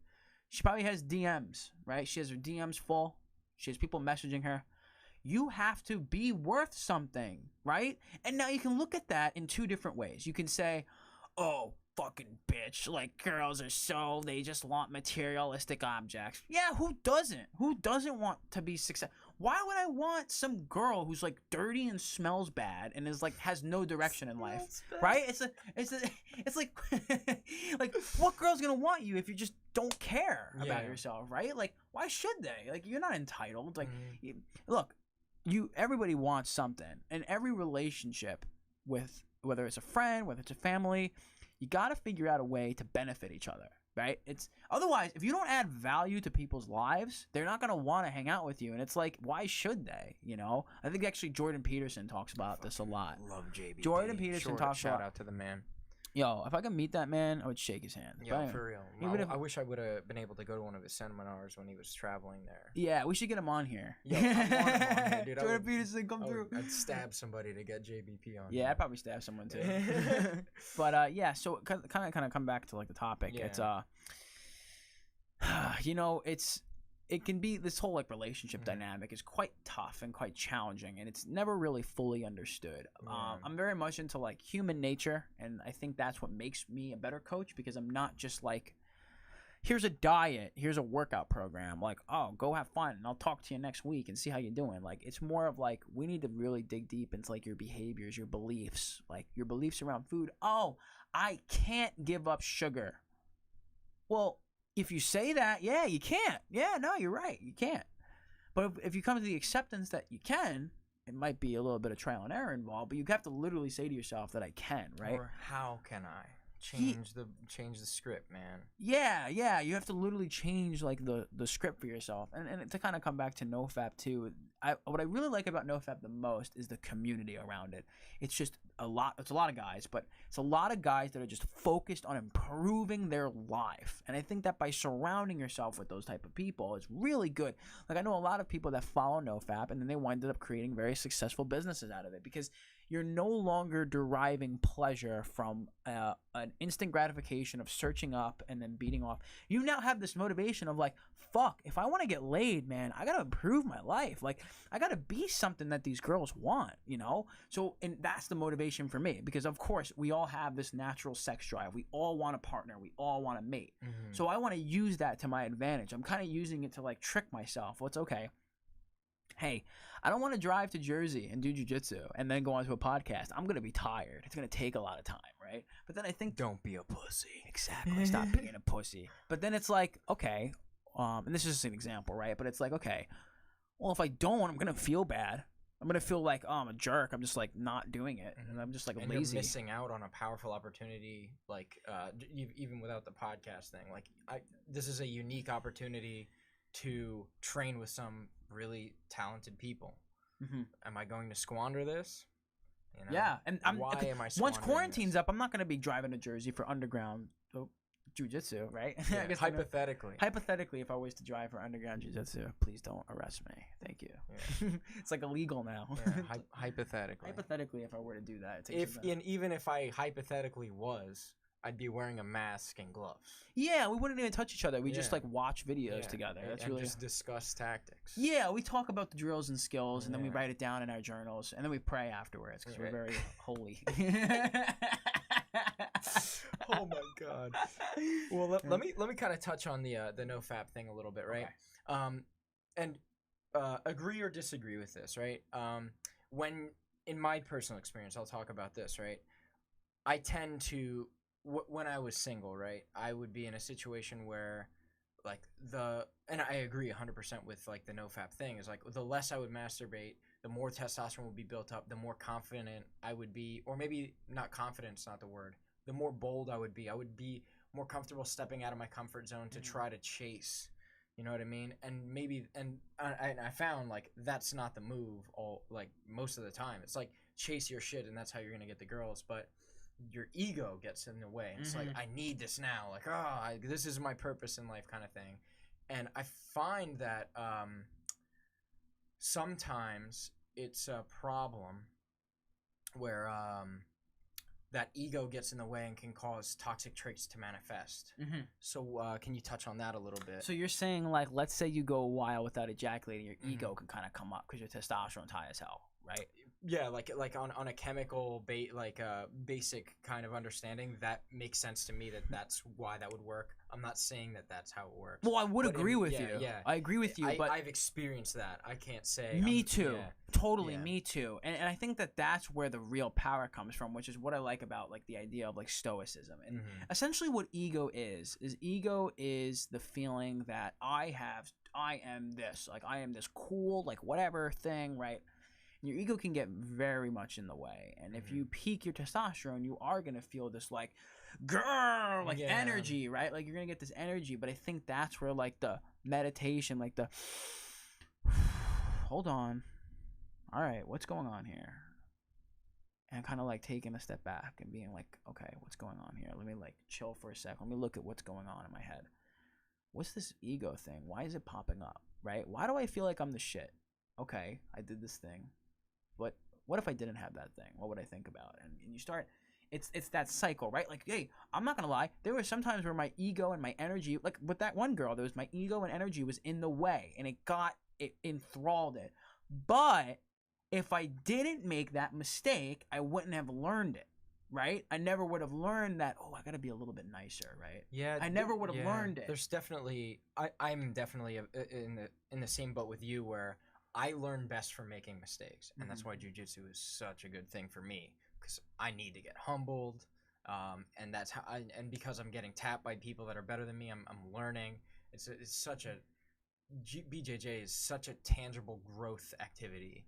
Like you can feel yourself getting better. It's crazy. There's not many things like it. Even weightlifting, I think, you'll stagnate in weightlifting way more commonly than you will training jiu-jitsu, especially if you're shuffling your training partners. Yeah, as long as you don't have shitty training partners. Like if you have people that are like toxic, negatively toxic, which I've never really dealt with before. But I think most of the time in jiu-jitsu, everyone's really just trying to like improve themselves. So I think jiu-jitsu is like the best thing that especially a guy can do. You know, it's that feeling of like, first I could defend myself, and I don't know if you've ever had to use jiu-jitsu in a street fight or like in a regular self-defense situation, but I have. Yeah, I when I was in the military, that was like my first touch into having any kind of martial arts, like grappling. Well, besides like wrestling and like when I was in school, I got into a fight and I had army combatives to back me up, which is based on like some Brazilian Jiu-jitsu and like other martial arts. But I would have.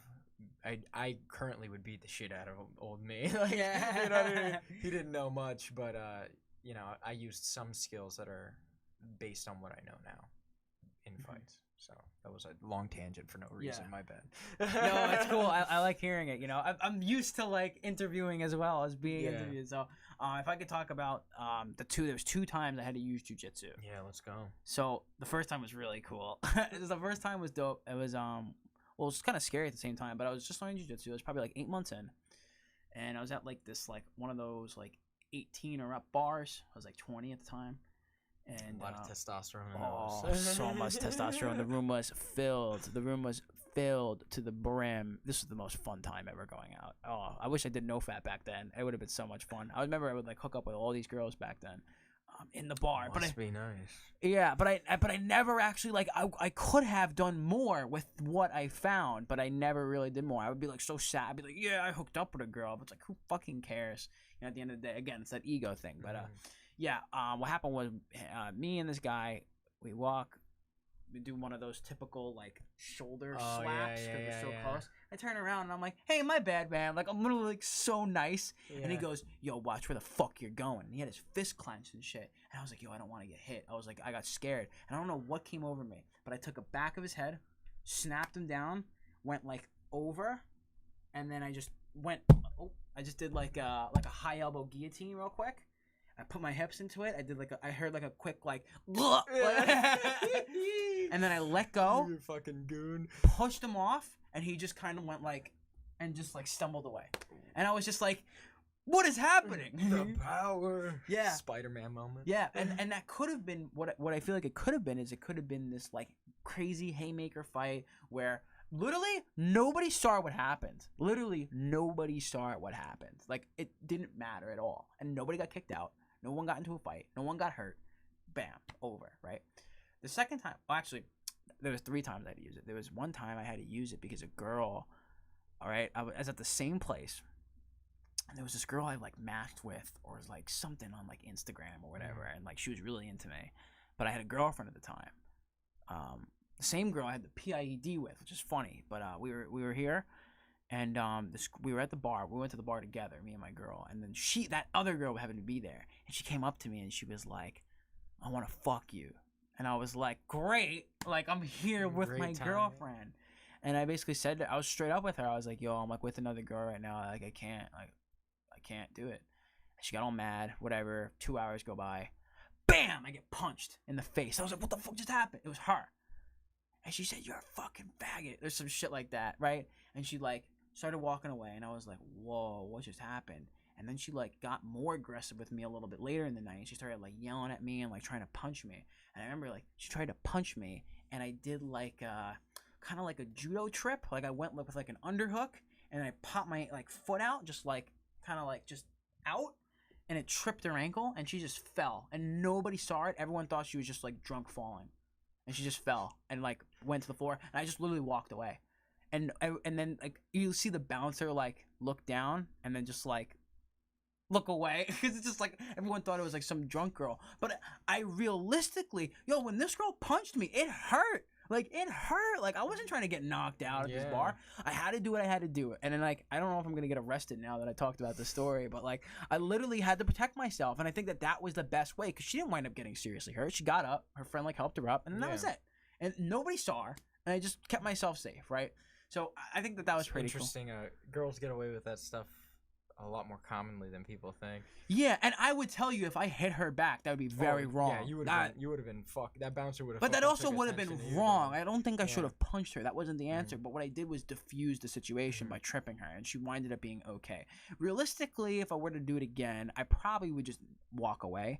But it really was the heat of the situation. Like she went to swing on me again. And it's like, I know you're a girl, but I'm not trying to get hit. You know what I mean? Like, I'm going to, like, try to... I felt like I had to do it. Like, I literally had to. And then everyone was okay anyway. And nobody fought. And then that was it. That was the end of the night, right? And then there was What's the third story? Let's get into it. The third one was really interesting. There was, I was at another bar. This is now a couple years later. So, this was, like, last year. I was at a bar, and there was like this group of like women, and there was this one guy. They were all like really like thick, really thick. And the guy came up and he grabbed my butt, and I was like, well, that was weird. And they were all like, ha ha ha ha ha. And I was like, why didn't anybody else do it? Why did it have to be the one guy come up and grab my butt? That's really weird. And then he went up and he put me in like an RKO. Like if we look here, he went like here on me, right? Now, did he give you it? He like there was like a little tension. Like it was it out of nowhere?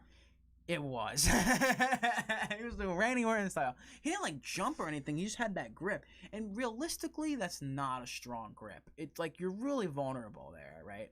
But I don't know who this guy is, and he was a lot bigger than me. He was like 250. I weigh like 170. So I went right around his neck, grabbed the back of his neck, did a one-arm rear naked strangle, let go, and he just walked off. And I was like, oh, all right, that was cool. Like, don't do that. Like, I didn't know, because you never know. Like, people like, especially when they're drunk and aggressive, like, I didn't know what he was doing, so I just figured I'd give him a little strangle and be like, hey, buddy, like, I just want you to know, whatever you're trying to do right now, I don't like it. But I'm not going to say to you, yo, watch where the fuck you're going. Swing, swing. And now it's this problem. Like, literally, again, nobody saw her. Nope, it didn't matter. I was just like, okay, I just diffused the situation. So that was interesting. It's kind of, that one kind of made me think of this story. A friend of mine, he would do this shit where he would just jump on me and do a rear naked choke out of nowhere. Oh, yeah? And I'm like, dude, like, the first time it was like, haha, funny. Okay, I get it. Like, I'm new to jiu-jitsu and pick on the new guy. All right. I can get hazed. I've been in the military. I know what it's about. Yeah, exactly. Yeah. But he kept doing it. And I was like, all right, dude, look, the next time you're doing that, I'm not going to just let you do it. Like, I'm going to fucking hip toss you. And like, or I'm going to fucking backsplat and people are going to know about it. So he did it when we were at an event. And I fucking took him and I threw him into some chairs. And everyone was like, whoa. And I'm like, dude, I told you what was going to happen. Yeah, you literally walked him through. He never did it again. He never did it again. Yep, that's usually what happens. It's usually what happens. Yeah, it's usually what happens. Like, I'm a tolerant dude. Like, it's really hard to make me mad. Like, you got to do some really, really terrible things that are actually to me, and like nothing you say is gonna hurt my feelings. I've been through enough in life where it's like words, sticks and stones, baby. Mental toughness for sure. Yeah. I definitely know that it's like getting kind of late. I'm having a good time. Was there anything in particular you wanted to like ask me or go over? Yeah, definitely. Let's kind of like go down a new tributary here on the river with Jason here. Let's talk about your like fitness journey, right? Like, who are some of like the big dudes that got you into lifting? Like, I'll say a couple of mine really quick. When I first started lifting, CT Fletcher was my dude, and like Greg Plitt until he died, and then Frank Medrano. Like, those were my big three. The calisthenic guy. Yeah, dude. Like the typewriter pull-ups. I like that guy. Yeah, I fuck heavy with Frank Medrano, and he's a vegan too. That's one of the reasons I was trying it. Couldn't do it. Yeah. It's funny. I actually dislike CT Fletcher. Really? Yeah. Oh, tell me why, man. I love that guy. I don't dislike him as a person. I actually think he has a lot of really awesome shit to say, and I respect his hustle and work ethic. But like, he recently came out with like a jiu-jitsu instructional for weightlifting, and it's literally just like curls, and it's like, all right, you were a bodybuilder. Wait, you're not a strength coach. BJJ Fanatics literally released a instructional of CT Fletcher doing weightlifting for jiu-jitsu, and it's like the picture is his son doing a bicep curl on the preacher curl, and it's like, that in no way is an applicable exercise to jiu-jitsu. Like to stop an armbar? No, it's just building muscle and trying to get jacked. That's like the whole way. And it's like he just says overtrain, go hard, high intensity, and it's like, yeah, that's cool, but overtraining is a real thing. Now look, man, we all know he's on shit. You can overtrain because you have these extra hormones. So what happens is a lot of these young guys, they see that, they try to replicate it, and I know this happened because I was working in a gym for 3 years that had a lot of young people in it, and people would get hurt trying to replicate the high-intensity training that he would do. So it's a little bit like, look, yeah, overtraining is a real thing. You absolutely can, especially if you're under-recovered, right? Like, think about it this way, too. CT Fletcher, this is his life. Like, he will work out for 3 hours, and then he can do whatever he wants. This is his life. But for the average person who's just trying to get in better shape, who has a job, who has a family, hours, had to drive to the gym, and now they're trying to get into the mood. Yeah, it's like you really just fucking snort this pre-workout. Let's get it. Yeah, so that I don't really like that high-intensity thing, but the people that I really liked it the most are like, the people who got me, first off, I don't know if you know this guy, like Mike Chang's Six Pack Shortcuts. He was really like he was like taking over the YouTube space.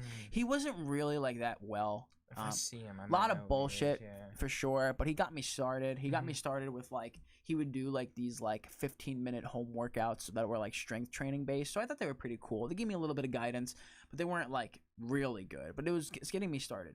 But the people I really fell in love with was like I remember Omar Isoff. He was like a big guy that I got into, and then Matt Ogus. Matt Ogus was a competitive bodybuilder. He's the one that talked about like if it fits your macros. His partner, his friend Chris Lovato at the time, and then that whole team 3DMJ, which is like a bodybuilding group that's with like Eric Helms, Jeff Alberts, Alberto Nunez, and then there's someone else named like Andrea. I can't remember her last name, but there's like this whole team. There's also this other guy. His name's like Brett, but they're all really cool people, and they all talk about the concepts behind strength training, the concepts behind nutrition, and they're really like honest and straightforward with it. And I don't know, I really vibed with them. I really vibed with their energy, and those are the people that I really like stuck to the most. And that's when they started teaching me that stuff, and I started implementing it, and I started seeing results. I just got hooked, and that's what got me like into that. Those people. Awesome, man. Yeah, that's powerful stuff, and great resources for anyone out there that is starting their journey. Yeah, and follow me too. Follow Yeah. me at Jason Rosati on Instagram. Absolutely, and it's we can't see it right here, but it's right over here. Yep. Follow me. I teach good stuff. Yeah. I teach the good stuff. No I doubt. just try to be as straightforward as possible. I give information, and then you'll always see when I give information, I give you an action step, an applicable way for you to apply the information into your life, not just give information. So. That's awesome, man. And we're definitely going to have to team up for a workout here, and I'm gonna release a good video. This man is gonna be on my live page as well. Yes. So make sure you peep that. We're probably gonna go in the next week. Where are we gonna be going live on that one? Zoom. Okay, cool. Yeah, Zoom call. I've never done that with a podcast, so Yeah. I'm excited to give it a shot. Yeah, you've seen it before, right? Yeah. You've seen like the layout. Oh yeah, I've been in Zoom. And I just never used it for I can podcast. actually stream it right to Facebook. So that's what I usually do. Is if you want to add me on Facebook, Jason Rosati. That's where I Do usually you have like stream a it. page? A Fan page? I do have a fan page, and Yeah, usually that's it where you gets should be up. streaming I it to. upload it. My audience is mostly on my personal page, but I upload all the live videos after they go live to IGTV, and then IGTV automatically puts it to my fan page. So Nice. there's a continual little spiral there. Got the whole distribution package. Oh yeah, we're on YouTube now too. I'm getting into videos as well. Yeah, that's awesome. So, well, let me do some like finishing remarks here. If I was someone who was similar to you, where I just started on my fitness journey, and maybe I want to become a personal trainer because I showed someone in my family after I started getting in shape how they can change their lifestyle, and maybe they're starting to, and now I want to really expand that because it gives me satisfaction in my life. How can I get started with that? That's a really good question.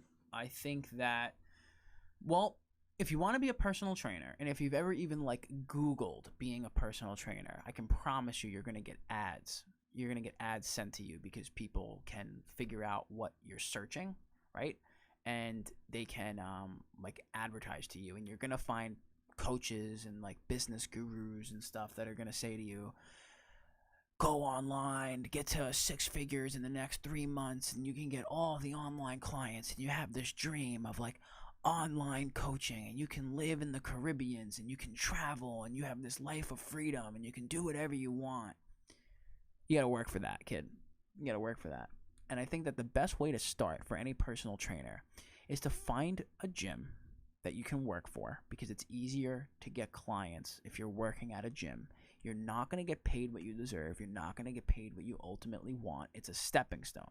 You got to become certified as a personal trainer, firstly, which can be through numerous amounts. I am personally certified in the NCSF. I've also done their sports nutrition course, so I'm certified in that. And I'm now working on my strength coach certification, which I'll probably be certified in like the next month or two. I think NCSF is really good, really high quality, but there's a lot of others like ACE, ISSA, all that. You want to get certified, and you want to go to a gym to apply. And I think it's good to do that. And you kind of talk to them, and you say like, yeah, I've been really interested in personal training, and I want to train people, and I'm like ready to help people. You don't tell them long-term goals, what you want to do, but you say to them, I'm really like interested in helping people, and I want to like learn more and like give sales and help out the company and stuff like that too, all that good stuff for interviews. And then you're going to start and you're going to be like really confused. And you're also going to learn. You need to learn this. Okay. Yes, you need to learn about strength training. Yes, you need to learn about nutrition. Yes, you need to learn about all these things. But you need to know human behavior. You need to know how to coach somebody. Look, let's say you came to me and you were like, I want to lose weight. Here's what I don't do. I say, okay, you're going to eat this. You're going to do these workouts. Now let's do it together. Let's push. All right, we got to work out hard and you got to like eat less food. Okay, cool, right? But you got to learn how to actually have conversations with your clients. You got to actually learn how to like have those coaching. You need to learn how to coach people. You can't just count reps. You know what's gonna make you stand out in the industry. When you're a personal trainer, you're someone that just counts reps, and that's it. That's all you do is just count reps, and that's fine. It's a good way to start, but you gotta learn how to coach people too. Really good book to read if you are a coach or you just want to learn more about how to give health information to people is a book called Motivational Interviewing for Health and Fitness. It gives you actually the breakdown, and it tells people this, right? If you say to me, I want to lose weight, well, Brad, you should eat in a calorie deficit and you should strength train. Okay. But that was so helpful. But the chances that you're actually going to leave this conversation and do those things are very low. You could say to me something a little bit more specific. Hey, what should I do for my shoulders? Oh, shoulder press is good, and then you should do some bench press, and then you want to do like some face pulls too. Those are good. You should do those too. Okay, you might do that, but you and I both know that just because you know what the exercise is doesn't mean you know how to do it, doesn't mean you know how to program it, and I'm actually giving you more of like a disservice than a service, right? Because I'm just telling you what to do. Or what you should do. Yeah. And we've come to find in the health and fitness realm especially, just because you ask me what diet should I follow and I tell you you should follow this diet, that doesn't mean that you're going to leave and do it. Motivational interviewing and coaching is this. You come to me and you say, hey, what diet should I do? And I ask you, well, what diets have you tried? What makes you want a diet? Relating it to me. It's like I want to figure out why you even want to do this. I want to figure out why you failed. I want to figure out, and okay, what diet should you do? Okay, yeah, I have some helpful resources for you, but I want to know a little bit more about like your situation. Do you mind if I ask you a few questions? Yeah, no, fine. Well, what struggles, if any, do you have with dieting? And you're going to tell me what your struggles are. So now okay, well, based off what you said, I have some practical advice that I've learned with my clients, and I have a couple of options or suggestions. Would you like to hear it?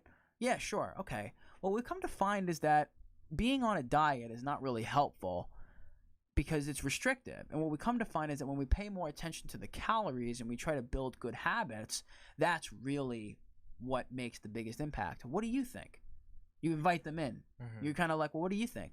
And they might say, yeah, that makes sense, but how do I do it? And I'm like, well, have you ever heard of anything about like calorie deficits before? Yeah, like my friend, blah, blah, blah. Oh, cool. Nice. All right, well, usually what we come to find, a suggestion actually is like you can use something like MyFitnessPal to track your food intake. And what we can do is we can track food for the next week and we can see how many calories you're eating.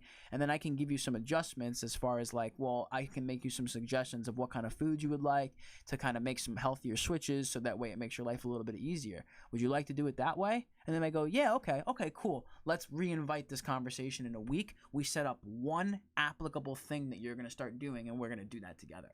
There's a difference between doing that and me just telling you what you should do, right? Because the whole point of a coach is not to just give you information, but it's to guide you through the process of change. That's what I get hired for. That's what you're hiring for. You're not hiring me so I could tell you what workout to do. So I can Google shit for you. Yeah, exactly. It's we're going to figure out what struggles you have right now, and then we're going to walk you through it. And that's why, like, for the longest time, I didn't start off with this, but I did have a weightlifting coach, and it was so helpful because I didn't have to think about anything. I just was able to relay information back to this guy, and he was able to help me with making applicable steps. What do I need to focus on with my technique? What should I focus on with my nutrition, right? It's very, very helpful. And I have coach. That's why I have a business coach. I could Google stuff about business, but sometimes I need that. Hey, his name is Brandon. Hey, Brandon, I have this person that messaged me this. What do you think? Oh, you should. Here's like a suggestion that you can do. Oh, that actually makes sense. I'm gonna do that. Thanks. It's the same thing with like let's say it's like weight loss. Sometimes I get a random message from my client at like 2 p.m. and it's like, do you think Subway is a good lunch to have? That's really applicable for that person in that time. And I could say, yeah, here are some options that you can do at Subway. Okay, thanks. That's what you needed. You didn't need me to tell you 2 weeks ago about what you should eat, because now we're talking about how to actually apply it. So it's very important that you not just think about what the person should be doing, but you think of them as a human being, and you need to know how to coach them. So motivational interviewing is a great book for something like that. That's awesome. Being a better coach.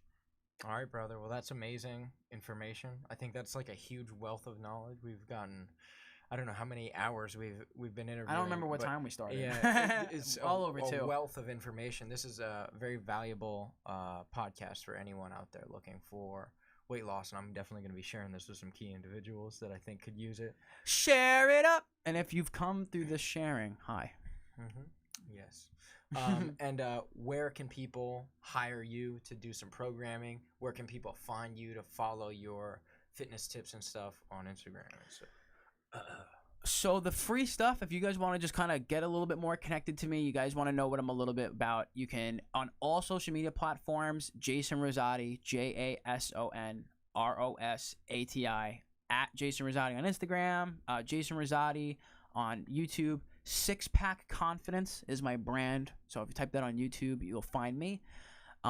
If you are interested in what it looks like to work with me on a basic level, I have an introductory program for people where I do, it's a group membership. It teaches you how to work out. It teaches you how to do your nutrition. Little bit more hands off as far as if we were to do something that's like one-on-one, but it's a really good place to start if you're interested in like getting the first few steps. You don't want to invest like hundreds of thousands of dollars into like a coach. I'm doing a $5 14-day trial to a group membership, and then it's $37 a month. And on that membership, we do 3 group coaching calls a week. You get access to field work that allows you to make your own workouts, allows you to make your own nutrition plan, and I'm just there to help answer any questions and guide you as needed, and the support from the community is absolutely amazing. And if you want to get more information on that, it's www.breaktheyoyo.com. So that's BreakTheYoyo. The whole idea is to break that yo-yo cycle of dieting and to really make this into a lifestyle, so you're not only getting the best shape of your life, but ultimately have the best life possible for the short amount of time that we have. So if you are interested, if you enjoyed what we spoke about, that's definitely a great way to like introduce yourself to me. If you want to try something out, kind of dip your toes in and get a little bit closer to me, you can add me on social media, or you can go to www.breaktheyoyo.com, and I would love to help you out and figure out a little bit more about what got you stuck in the first place. All right, brother. Well, thank you very much. Yeah, and I'm no looking problem, forward man. to being on yours next week. Yep, we're going to have them on. Posting about that on Thank you, Instagram. people. All right. Hell yeah.